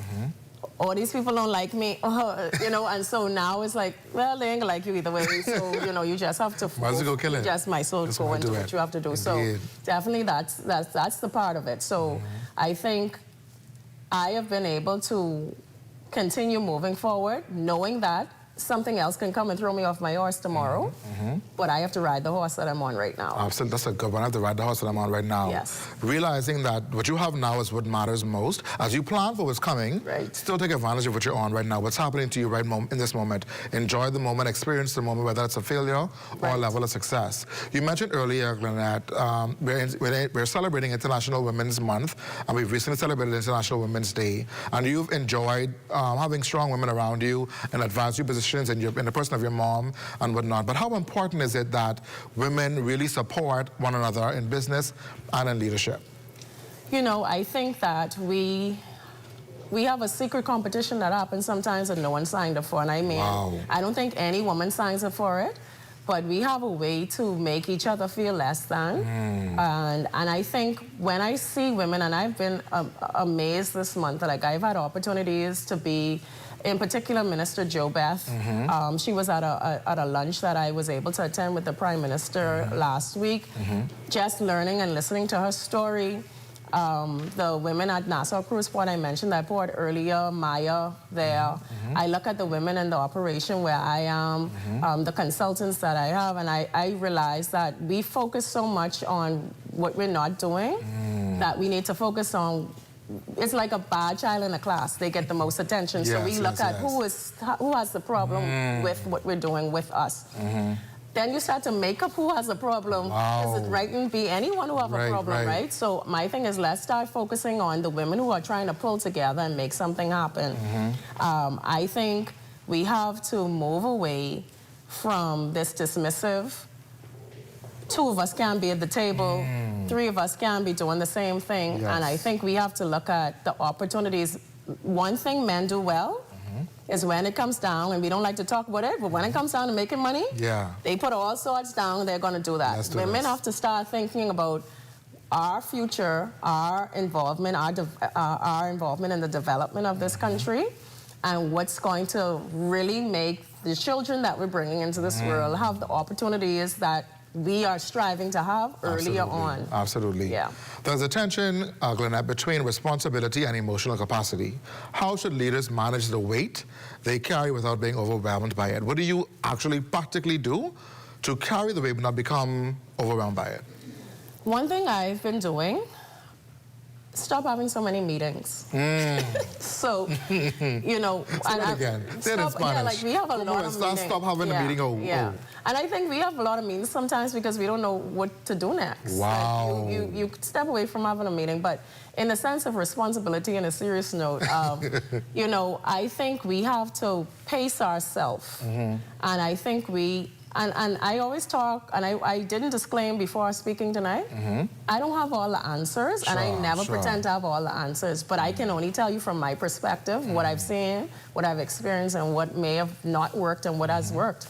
But I think learning to step away and not having all the answers today and being able to say, you know what, I need a moment to think about this. I need some more time.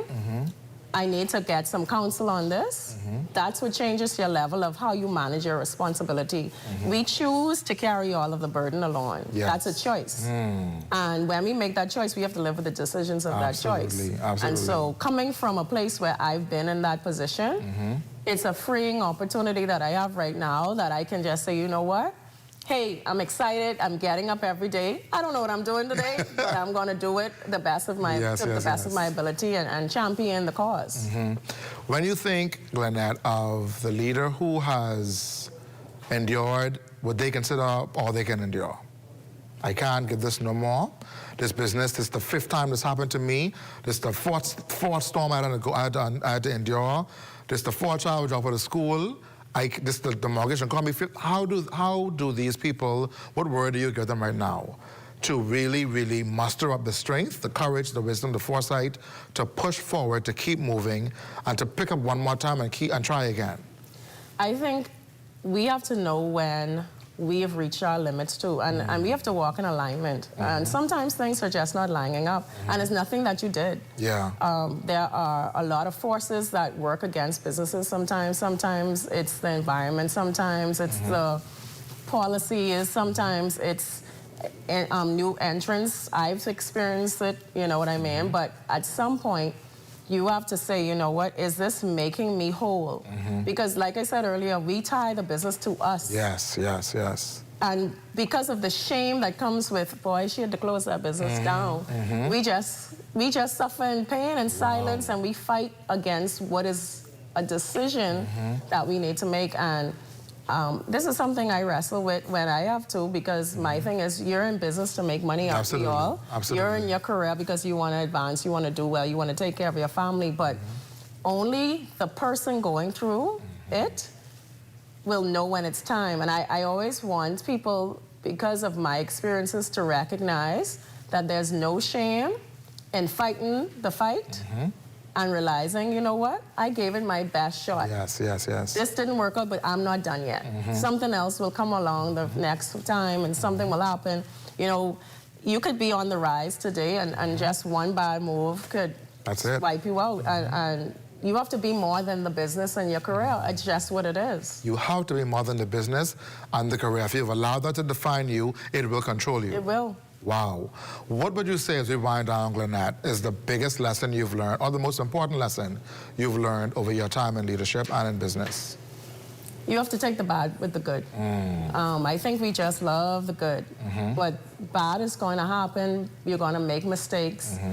You're going to have, unfortunately, enemies. You're going to have persons who will not support you.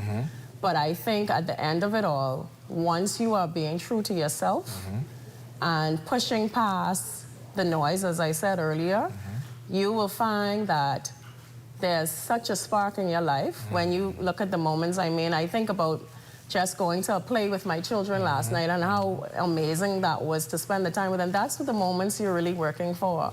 So I think we have to rise above the facade and the look, and be real with ourselves. Be real. If you can't be real with anyone, be real with yourself. At least. And get the support you need. I have been so much now a proponent of the support is important, that at this point, I don't know who's hiring. I don't know who is on the performance review. I just know what I need to do. And it's a freeing experience, because you're trusting people now, where in places you once had to do all of these things. And I think that's really what's amazing, and the growth there. It's not saying you're detached from everything, but it's saying that I have gotten to a place where support is no longer scary, and you can now open yourself up to new opportunities. It's how you can scale. It's how you scale. Wow. Glenette, a few months ago, it's my final question for you. I was in a bookstore getting a gift for a friend of mine, and I saw 2 young girls. They were 11 and 13. They're sisters, and they tell me they watch this show religiously every week. And I couldn't believe it. I figured this should be above your interest level at this point. But those 2 young ladies, and anybody else watching tonight that's a young girl thinking about this, thinking about entrepreneurship, thinking about leadership, looking at the world around and thinking, I can't fit in. What is one piece of advice or counsel you will offer to those young women tonight? I think what I would say to any young woman tonight is have a standard for yourself. When you drop your standards, and I've experienced where you just settle for less. When you drop your standards, the life you have is the life you've chosen. And I think... When you drop your standards, the life you have is the life you have chosen. Yeah. That should be in the Bible somewhere. That got to be somewhere in Job somewhere. It probably is. When you drop your standards, Proverbs, the life you live is the life you've chosen. Yeah.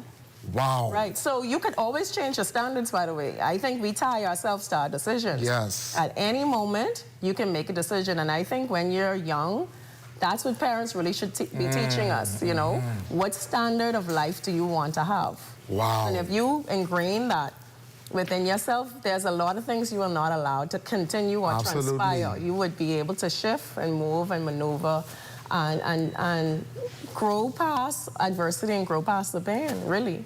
My Lord, ladies and gentlemen, leaders from all generations, you have had, I believe, a great lesson tonight. When you drop your standards, the life you live is the life you have chosen. Tonight, we didn't just talk about resilience, we redefined it. We were reminded that resilience is not about how much you can carry, but how wisely you choose what to carry. That leadership is not just about showing up for others, but staying connected to yourself. And that strength, real strength, is not found in pretending to have it all together and trying to have all the courage in the world, but it's about having the courage to lead with clarity, intention, and truth. To every leader watching tonight, if you've been pushing, if you've been carrying, if you've been holding it all together, maybe tonight is your moment. Not to quit, not to step back, but to realign. Because the most effective leaders are not the ones who endure the most. They are the ones who learn how to lead well and live well at the same time. To Lynette Fowler, thank you so much for running it down with us tonight. I believe that you've really unlocked something tonight. You've shown us how your vulnerability, your honesty, and your incredible insights on resilience leadership can really help somebody else on their journey. And to you, our viewers, thank you once again for joining us for another episode of The Rundown on Leadership. This is the place where leaders do come to think deeper, lead better, and grow stronger. I invite you to stay tuned to the Bahamas Tonight with Makusha Lapinder at 11 p.m., where we will have the final broadcast on all things happening in news. I am Amadou Shah Thompson for the Rundown on Leadership. Until next time, continue striving to be the very best version of yourself. We'll see you next week should the Lord days calling. Take care, everyone. Good night.